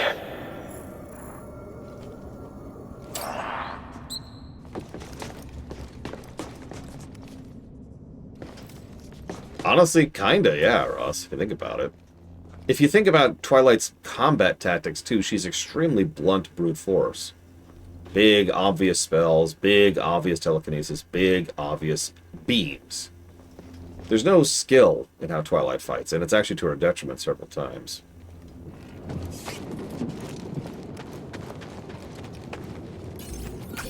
Is that it? No, I was going to say, there's something else in there. But I didn't go for it, because I wanted to kill that dude. Frickin' bounty hunters. Fair, as Miristar. But I bring up Tyrande when she was badly written. I gotta keep adding that. Because she is the best of... She's Wonder Woman. She's just straight up Wonder Woman. And anybody knows Wonder Woman knows Wonder Woman is barely a good guy. You know what I mean.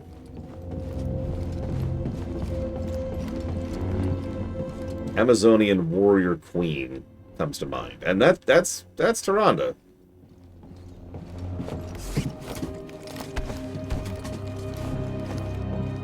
Okay, there it is.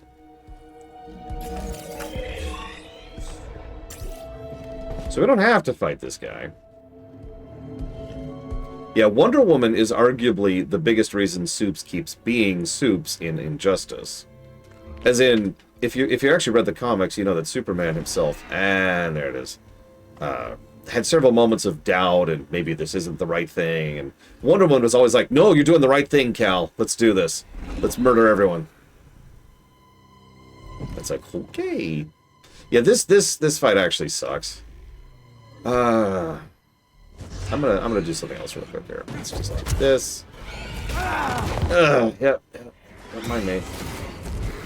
Don't mind me.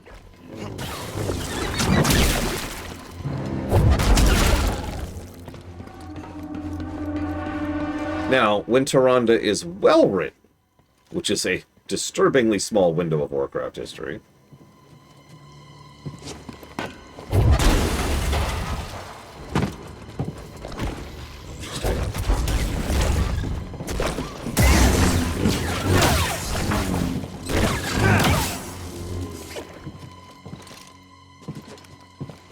Yeah, I would agree with that as Mirror Star. And that's why I'm kind of debating. I mean, it feels weird to call her passive considering, you know, everything. But she feels more light-coded than normal.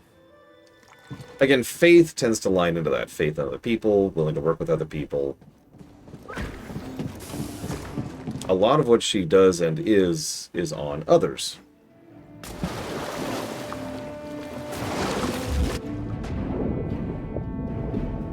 don't remember if there's anything down here. Another pile of water we probably shouldn't be swimming in. There's a lot of those. The most light-sided character in MLP?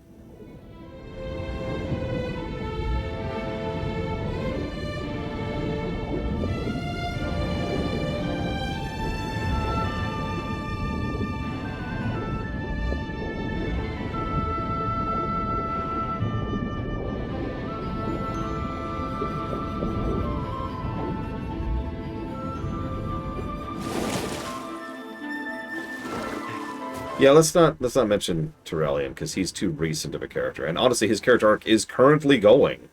He is currently in the middle of a character arc. Same with Erator and some other characters. See, the thing is, I think Celestia is probably the most light side coded, but I'm not sure that really answers the question you're asking. How do I... no, Jay Palmer. And it scrolled off my screen. Whoop! And I was looking at the chat, so I didn't even see that guy.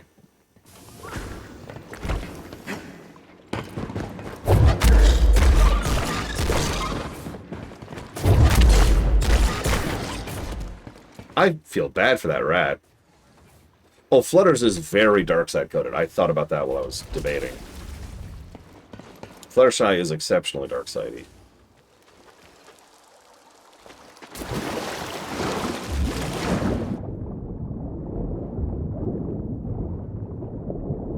Any later Star Wars movies made bad or good references? Can anyone name a reference in the sequel trilogy? I'm not being facetious. Nothing's coming to mind. Blue milk? I thought it was green.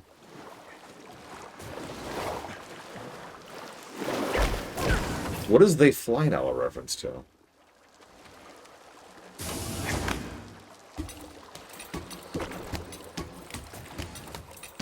Rarity is extremely light-coded.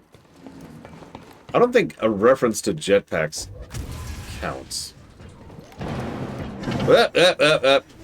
Cute, game.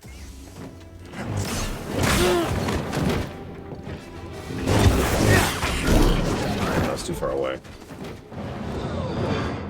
Sudden movement unforeseen. No, wrong button. You will regret that.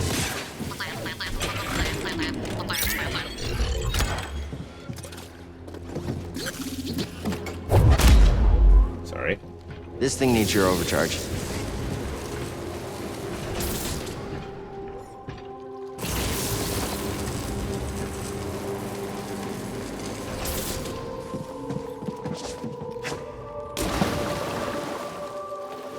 Is it up?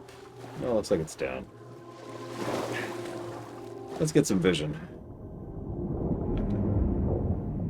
Nothing. Okay, that's okay.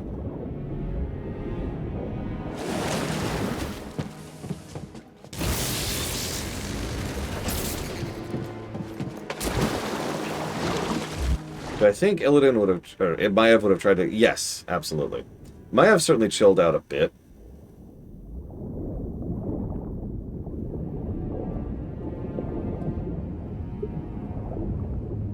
But she would have at least made the attempt. Oh, 100%. Now, the thing is, because of the chill out, she would probably move for a tribunal, as opposed to just unilaterally deciding on her own and for her own.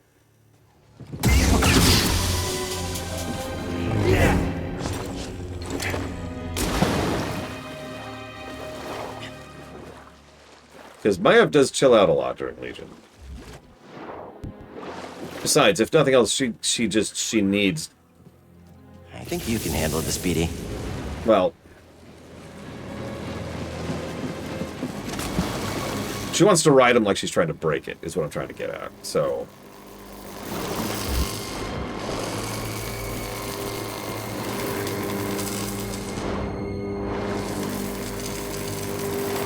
yeah, exactly, as Minister.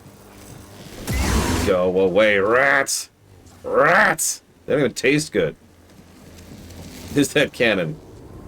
I mean, I'm sorry. Have you seen the way Maiev and Illidan talk to each other in basically every scene they're in?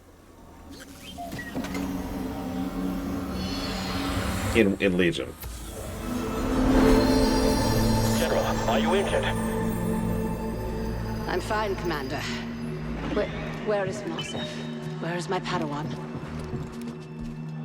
My men are scouting the wreckage now. We'll find them.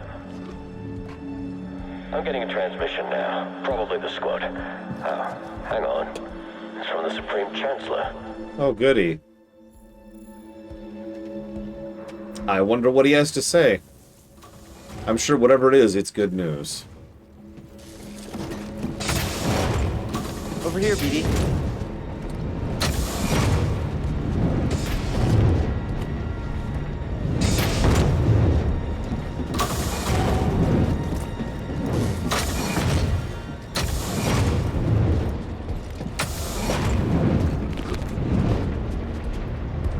At some point I need to fight that thing, but not right now.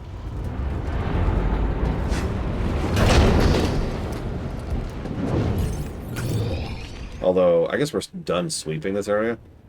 I kind of want a closer save point, and I'm like, my nearest save point seems to be way over there. That can't be right. There's got to be a save point that's closer.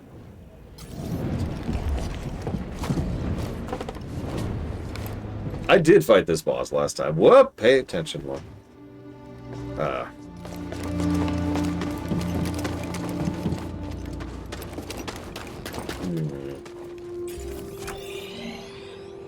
That wouldn't be too much closer. That might be closer? Alright, let's see if there's one up here. Y'shtola? 100% dark side.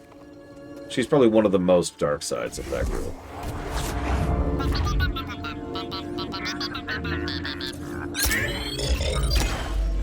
Y'shtola gives absolutely no craps. And tends to,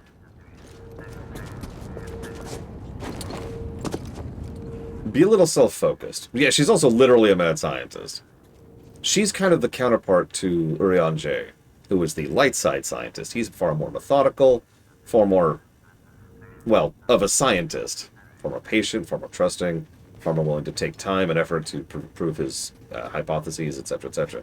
She's like, I wonder what's in this beaker! Glug, glug, glug. Oh no, I'm the Green Goblin! That's Y'shtola. So yeah, I saw you ask about Kel'Thuzad.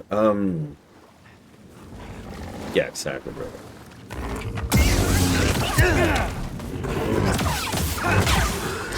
Kel'Thuzad when he's well written, which would be in Warcraft 3, and War Within. Well, that's a small list.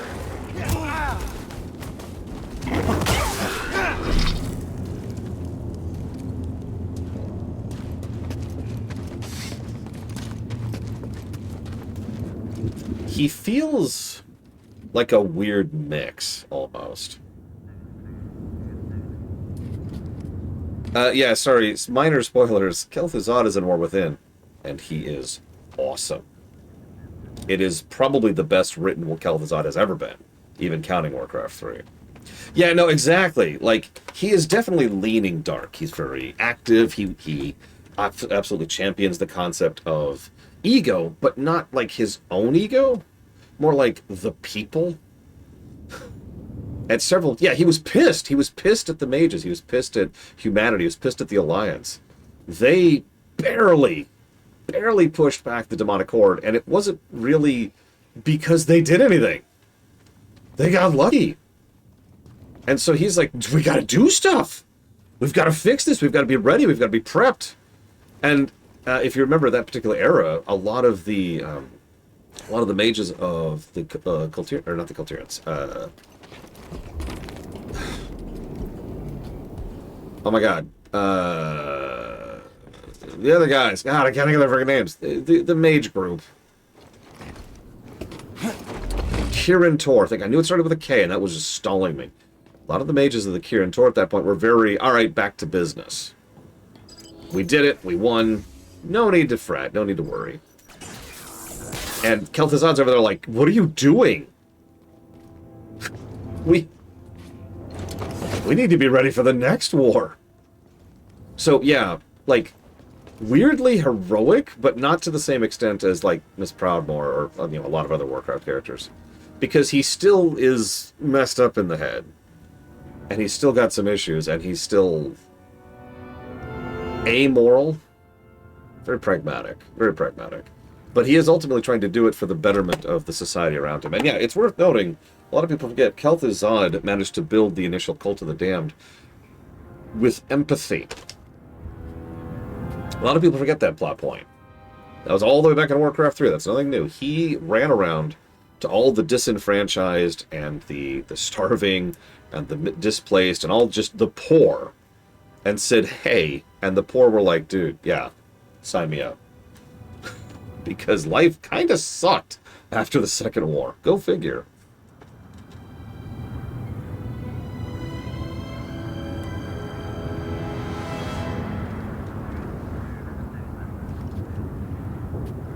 Hang on one second. It's taking way too long to refresh. I apologize. Yeah, the Alliance was drowning in debt, and even ignoring the economics for just a second, like, let's just throw that out the window. They had issues. Like, they had resource issues. And so hang on, I'm actually behind you, so this is going towards Dealer's Choice. Also, I agree with you, Vigilant. Wonder Woman is occasionally written well as like an Amazonian princess kind of a thing. But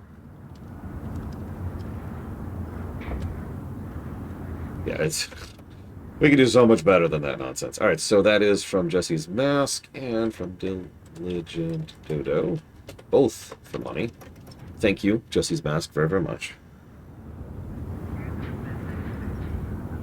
And thank you, Diligent Dodo, very, very much.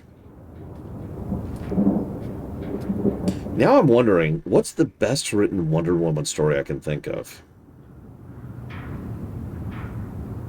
And I'm stalling there because I'm having trouble coming up with one. Jesse's Mask puts that towards Bahamut Lagoon, Fire Emblem 4, and Splinter Cell Double Agent. Diligent Dodo puts that towards Cocoon, Quartet, and Splinter Cell Double Agent. I mean, Injustice has its issues. We just talked about that.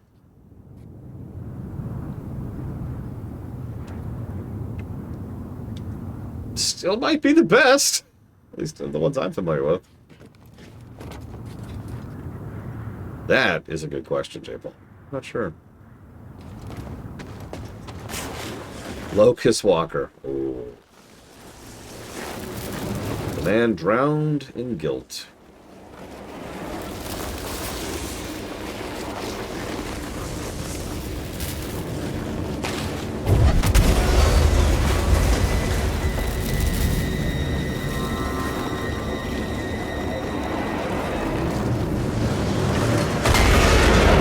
I suppose that's fair. The DCAU usually wins with regards to any incarnation. So, ladies and gentlemen, welcome to the Venator.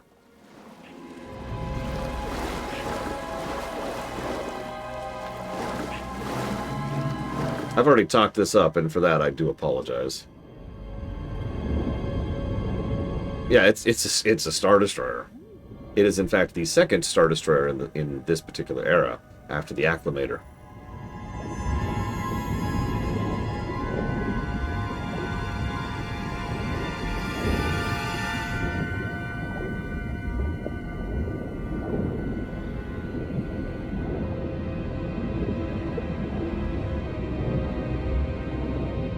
The music too. Yeah, this is all optional. It's wild to me that this entire section is fully optional. You never have to go here at all. Not once.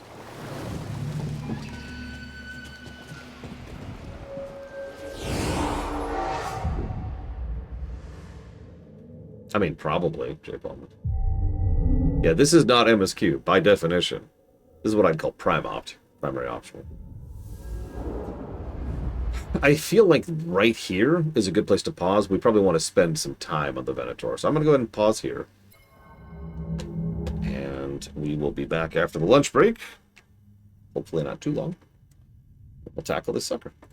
See.